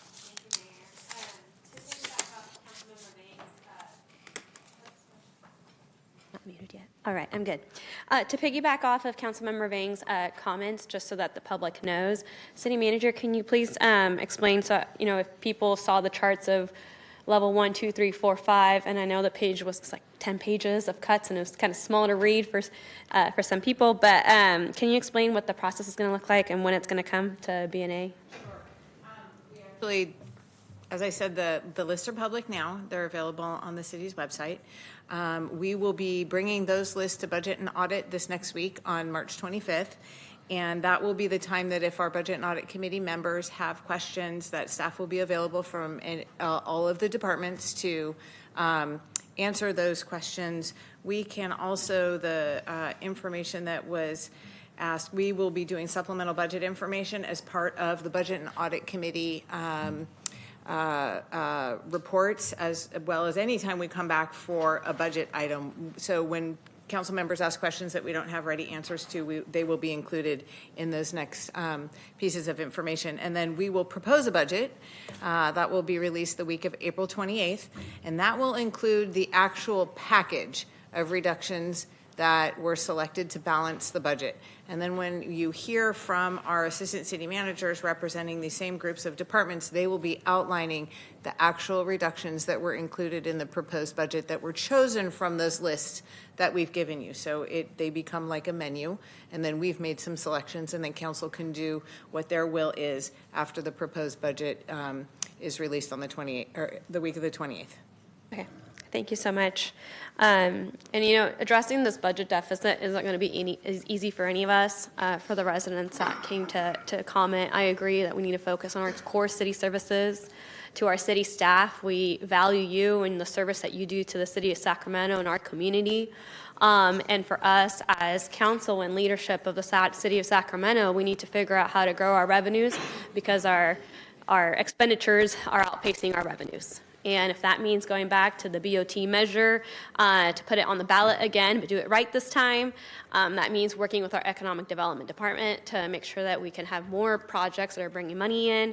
And also, our sales tax is down, and that's because people are hurting financially, living paycheck to paycheck, so people don't have that extra income to be able to go buy something, so that we get that sales tax revenue. So there's some things that are in our control, some things that are not in our control. So I just want to preface it with that.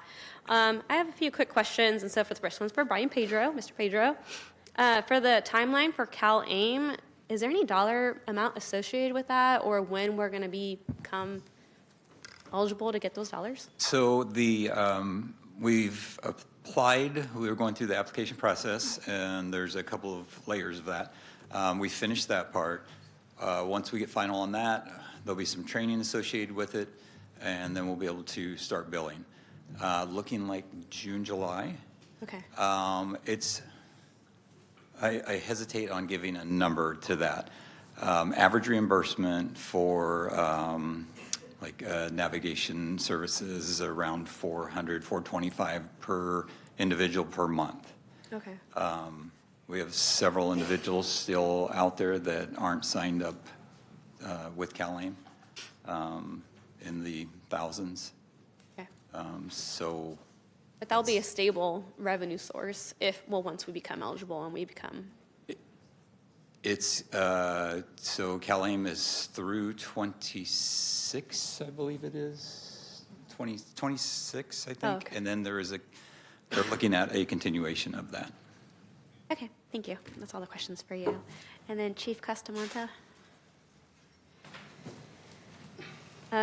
We had the Rail Yards EIFD meeting this morning, and we discussed the number, just all the new residents that are going to be populating that, so it's going to add to your map significantly. And I did ask about the fire station, if it would trigger a new fire station, and the answer staff told me was no, because the River District Fire Station would be able to reach that area. So I wanted to get your 2 cents on that and what their calls for service looks like now compared to the amount of people that are going to be moving into the rail yards. So respectfully, I disagree with the River District decision there that you heard. Station 14 can respond in the downtown, but the rail yards is geographically cut off by some streets, roads, and for years we've had plans to build a larger station to service the downtown and the vertical population that we have downtown. We pulled Station 3 out of downtown and moved it out to the airport in the 80s, and we have not built a station downtown since then, and our population has gone vertical. Most departments our size, professional departments, have 5-person companies in a vertical downtown like we have here. We have 4. How do we combat that? We combat that by adding companies and a station in the rail yards. And it's not just like when I have Station 2 running over 5,000 calls a year on the engine and over 3,500 calls a year on the truck company and 6,000 calls a year on the medic unit, that's just one station downtown. It should have 3 more companies downtown. Got it. City manager, maybe that's a conversation that we have for the EIFD committee, and include your input on this, because that sounds troubling. Yeah, we can provide you more data than what I'm speaking to you right now, but it is something that we would be happy to speak to the EFID committee about. Okay. And then in terms of mandatory overtime, so a different question. Was there any updates on mandatory overtime and what can be done to improve the problem that we have? Yeah, I'll clear up publicly. Mandatory overtime is something that it's terminology.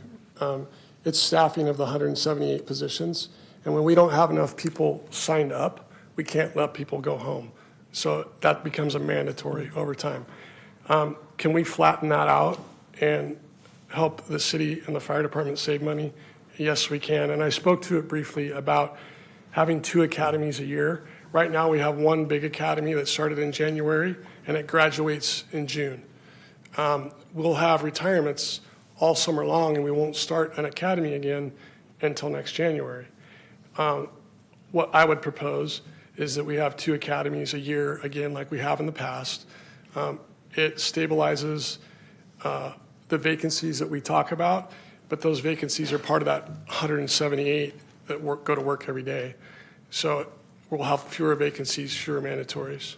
And congratulations. We will still have overtime because you have injuries, you have vacations, time off you're covering. Thank you, and congratulations to the single role academy graduation that I can't make. Thank you very much, and thank you all for All right, being thank you. patient with us on that one. And Chief Lester, you're next.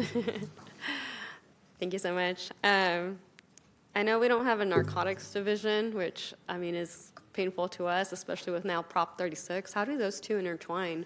You know, we had a narcotics division, obviously pre-Prop 47, and now with Prop 36, what we've done is we've designated a detective to take on a lot of the ORC type cases and our VCR teams, because violent crime, there's an intersection with narcotics and guns. They actually do a lot of work in that area, but no, we don't have a dedicated team. So people have to sort of cross-train. What we don't have are the experts that were like your narcotics experts, you know, from 15 or 20 years ago. But I will say that we've tried to leverage our federal partnerships. That's why that PSP program has been so beneficial, because we've done a number of narcotics, like you saw the drugs that we were able to confiscate and seize in this last year. That has a lot to do with the VCR teams that are out there, but also being able to bring in ATF and the DEA and have our federal partners help us with some of the enforcement.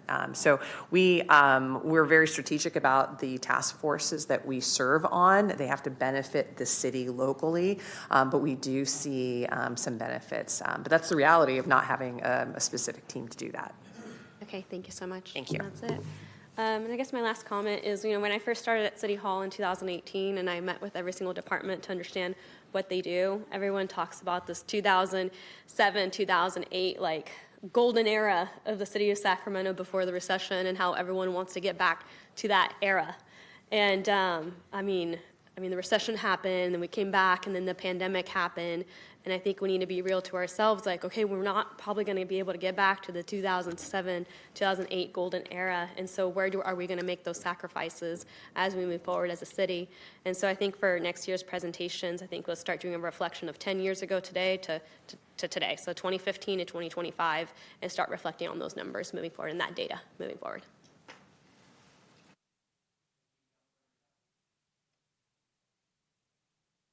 Thank you, Mayor. Thank you, everyone. Just want to agree with my colleagues that I think as we look, you present are a lot of core services that are built in the city of Sacramento's charter, especially for our police and fire, that as we look for the budget we have to protect. I will join and echo Vice Mayor Talamontes. I do support relooking at the BOT measure, specifically such that it is crafted that it reduces taxes on our small businesses and make those who earn over $15 million a year pay their fair share in taxes like our surrounding jurisdictions. I'm not interested in further increasing the license fees, which tend to be more of our small businesses, and I know it's coming to law and ledge in May, so I'm using my 2 cents in front of everybody to give some feedback. Mr. Pedro, I want to thank you for your leadership. One of the things I just want to bring up, and I don't expect you necessarily to have an answer, but I think we do need to call it out. Sure. How can the city continue to spend $25.4 million from our general fund on services to the unhoused when we've been consistently talking about what we've been providing isn't necessarily seeing a positive outcome of getting people off the streets and into housing and having a positive impact on their life? Right. Yes, and that's why That's why I am always a contrarian in the room, and people don't like to hear my models because they are a shift from what we are doing now, such as charging individuals to stay in our programs and changing our service model so that not current structure, we're paying for all services for all people all the time, and not everybody needs all services at all the time. And so shifting that model of service as needed per individual, more of that model.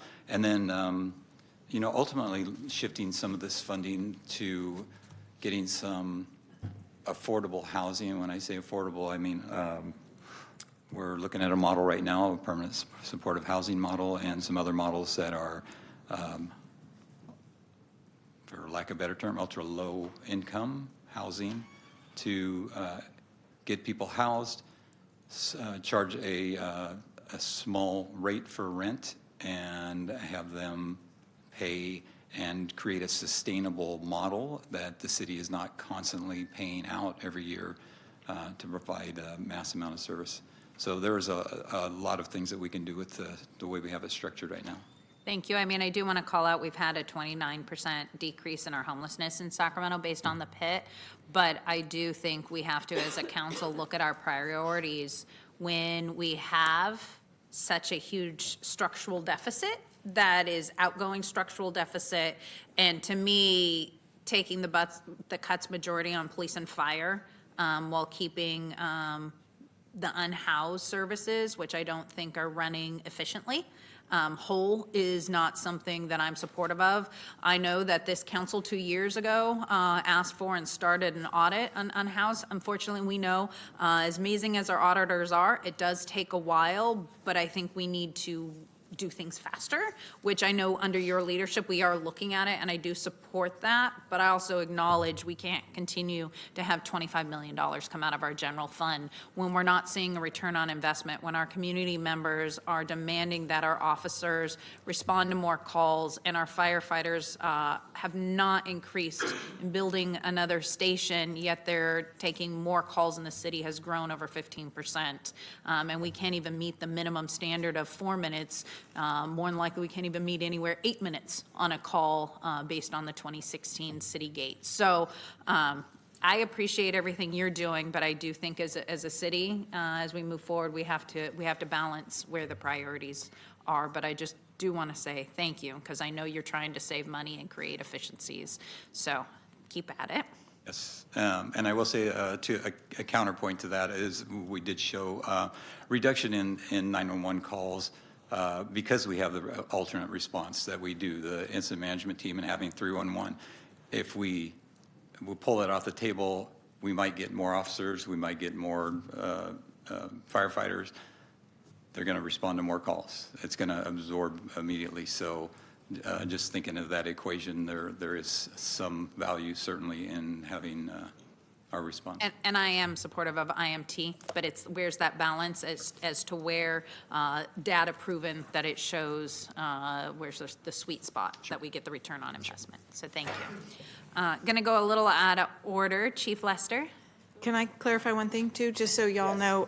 April 29th, we're going to come back and have a whole conversation. Brian is prepping for that. We're going to let him go on vacation, I think, in between this and that. But we're going to come back and kind of talk about a holistic look at what we're doing, how we're doing it, what we could do differently. So thank you. You set that table. I think the mayor had asked for it a couple of weeks ago. So we will be coming back shortly. Awesome.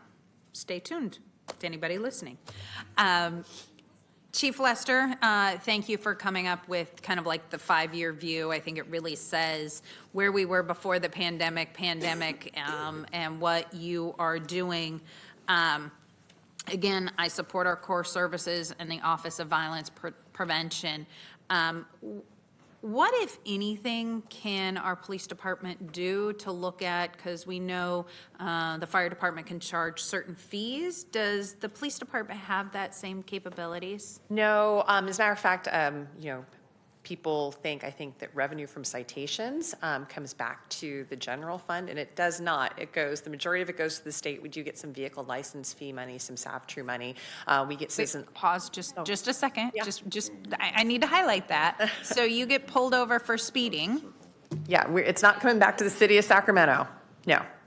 So all of that revenue that we generate, if it's a city code violation, for example, if we were to write a city code violation for a parking violation, then yes, it's a smaller amount. But no, it actually doesn't come back. And I don't know that you would want your police department to be generating revenue, right? I mean, I think there can be potentially an inherent conflict there. So unfortunately, we're not one of your departments that make money. I know we cost the city quite a bit in labor for the services that we provide. We don't have the same ability as, say, fire does or some of these other revenue generating systems. I do think there is a benefit to what we're doing with alt response, since you were just asking about it. I know we we went to Albuquerque to look at the Albuquerque community safety model. And I know that combined with DCR and the fire department, that it's not necessarily revenue generating, but I look at it as, how do you save the city money? How do we reduce some of these calls and not have such an expensive response? There are things that are difficult, like last time when we did the Prop 36 presentation, I talked about the jail wait times and what that actually costs. And I don't know that I can actually put a number on it. I know what I pay in booking overtime. I know how many hours our officers spend down there, but having officers not on the street, it's hard to quantify what that is. So I think there's some efficiencies that can be had. During the presentation, we talked about legislative changes, and we're working with one of our assembly members and senators to look at some of traffic improvements.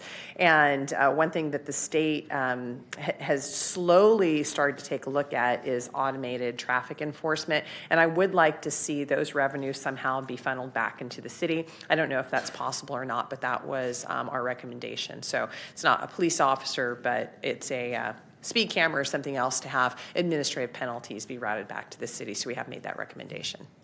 Thank you, Chief, because I think that is great, because individually I am supportive of that legislation. So I know one of the things that I can request is if a city implements this, that, maybe there is an oversight fee for the state, but that revenue does come back to the city. When people do run our red lights, I believe in that added extra accountability, which I think will further make it safer for pedestrians in cars.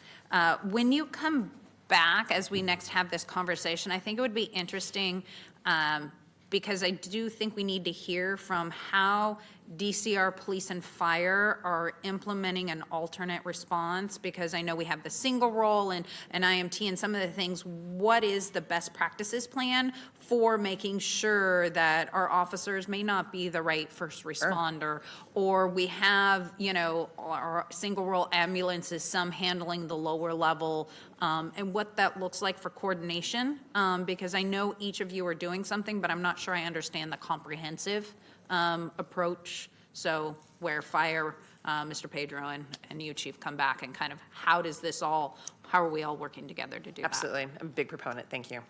Thank you. That's all I got for you. Chief Costamanga? Can I pick up where she left off? Yes, you may. I think part of it I do want to talk about was single role, the medic partnership that we have, and transport to alternate destination. We have medics that are certified, it's called TAD. We'll be able to get people to the right place on the first try, meaning not everybody has to go to the ER that we visit with. So that's important. And you have the three legs of the stool sitting in here today. We do work together, and we can give a real comprehensive report on how we do all this. Some of this is, if the fire department has been the slowest in getting some of these things in place, because we do have a lot of local ordinances that we have to follow as well. But we have a lot of backing, both in the county and the state, to do what we're doing. Thank you. I got to see a lot of that firsthand while I participated in the Fire Ops 101. I think as I've indicated, the biggest surprise was going into the simulated smoke-filled room and being functionally blind and trying to figure out what to do and how to do it, and being able to wear full gear and climb up, the ladder, which also brought up understanding. Can you just briefly talk about, in the last 4 years, how much has the cost increased to get a fire engine? The increased cost to a fire engine or fire truck has gone up 56%. So basically engine from 600,000 to 1.2 to a certain extent, or 750? Yeah, yes, And then- 1.4. And what was the average time for getting equipment to what it is now? It was roughly a year, and it's 41 months now. And we've seen that since times were stretching out before the pandemic. It was really good during the pandemic, and then after the pandemic and people started to normalize, everybody ordered what they put on hold. And the factories have not come up. And it doesn't matter which factory you're going to or maker. They all have a glut, and the one that we work with has the least amount of backup. And could the tariffs impact this as well? Well, yeah, I mean, it has in the past. We had a steel tariff, I can't remember what year it was, 2018 or 17, that greatly impacted and increased our costs a lot. We have a looming tariff that we're concerned about, and there's price increases every year for the companies that build this equipment in the central part of America. They have to pay their employees too, and costs are going up as they negotiate their contracts for their workers. Are 24 stations enough or a standard to allow for adequate coverage and response time in our city? No, the 24 stations are, I'll just go back. And it's farther back than 10 years. And I can bring you a more data-driven report on this, but when we built stations 60 years ago, which some of our stations are 50, 60, 90 years old, we built them for 2 pieces of equipment, an engine and a truck, and men only. So we have to look at our stations going into the future for a minimum of 3 pieces of equipment, an engine, truck, and a medic unit, and to accommodate our staff into the future. We have women on every shift in every firehouse, and we can't accommodate them in 2 every day. And we have to look forward to that. And it's not just that, it's how we store our equipment to keep from exposing our firefighters to cancer. It's how we provide workout equipment and rest areas in the station, all things that have changed. In, I can't remember exactly what year, 1982 or 83, the department ran about 15,000 calls a year with 21 stations. We run 110,000 a year with 24 stations and 34 companies. Which highlights, I also looked at our 2024 to 29 CIP and just the major long-term projects that can't be completed in 5 years and need to be addressed or finalized equal approximately $561 million, which means new fire stations, upgrading our old stations, getting new equipment. Does that sound about right? Yeah, just the 10 stations alone that we have identified as the need to replace or reoccupy would be $250 million. And then if you add in the ongoing and the additional stations that we would need to build in the city, yes, $500 million. So based off of those answers, council members, would hope that you could follow up individually and talk to our city manager. In 2016, the city authorized a standards of response coverage report by Citygate. And back then, I will tell you, Vice Mayor Talamonte's Natomas had the longest response time, 30 and 43. Call time took over 9 minutes. Station 15 was the only one that took longer. And travel time, 30 and 43, took the longest. 15 was the only one that took longer. So north of the city, Natomas, we are significantly hurt by the inability for having another fire station or two. We know we need one in the rail yards. We know we need another one in the south. And I know the county is looking at building the one over in North Lake, but our residences are significantly hurt by not getting adequate response time.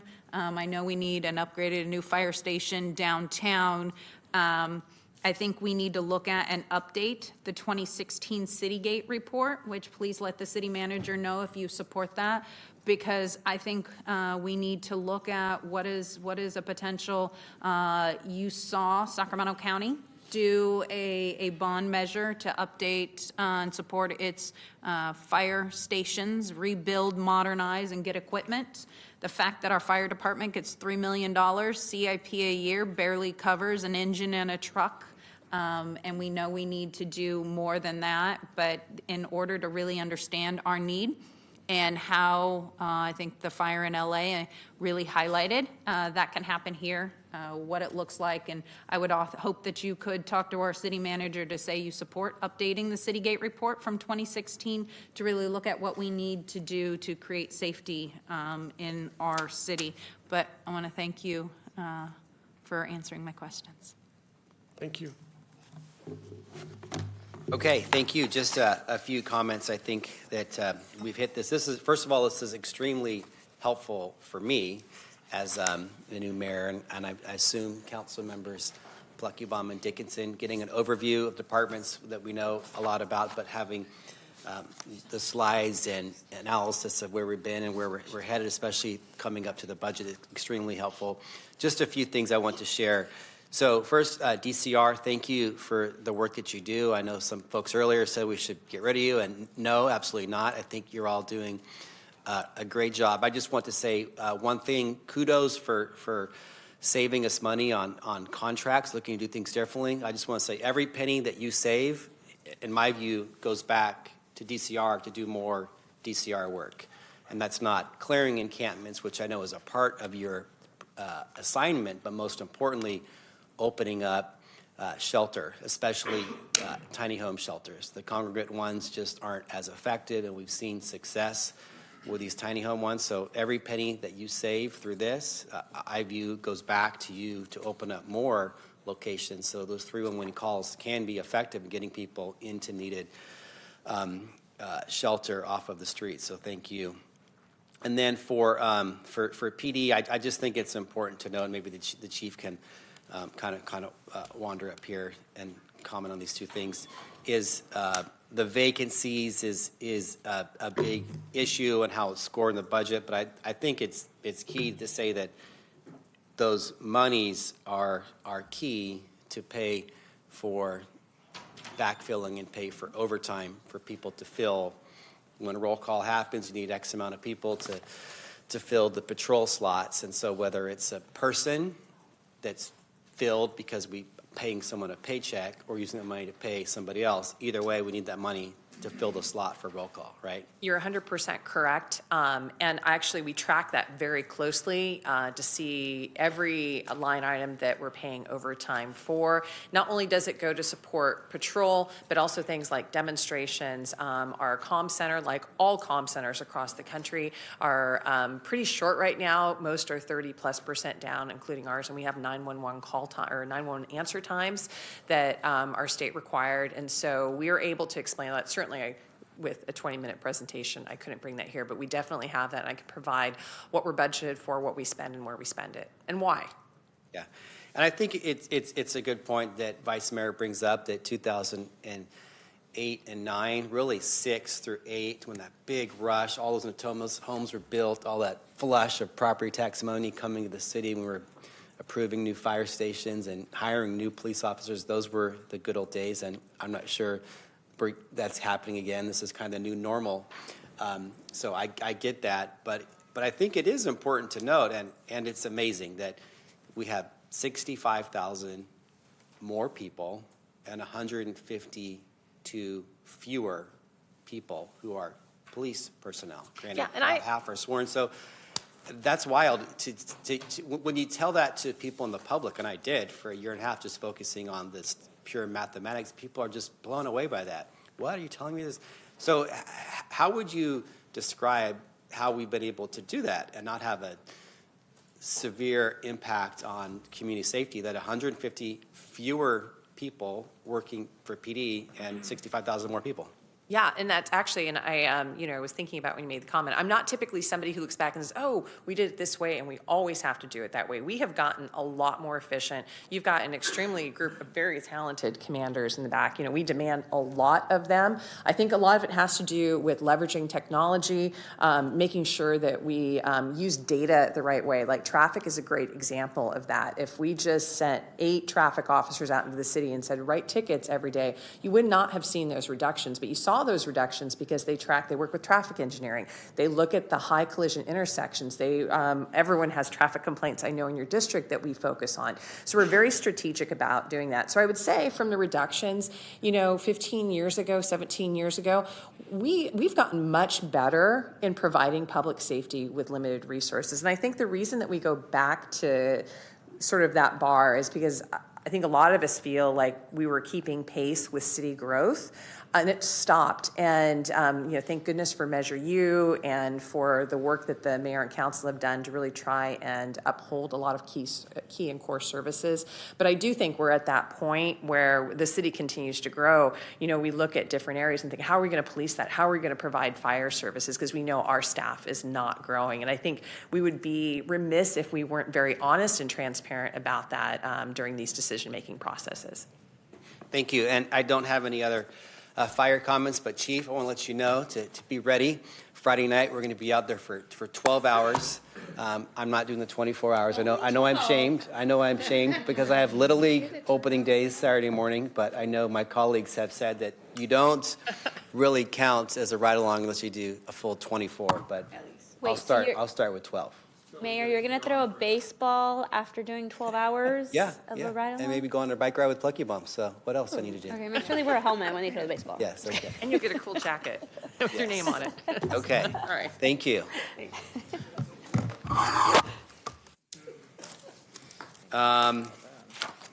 Okay, so let's adjourn to closed session. I think we have to recess or We're adjourned. yeah.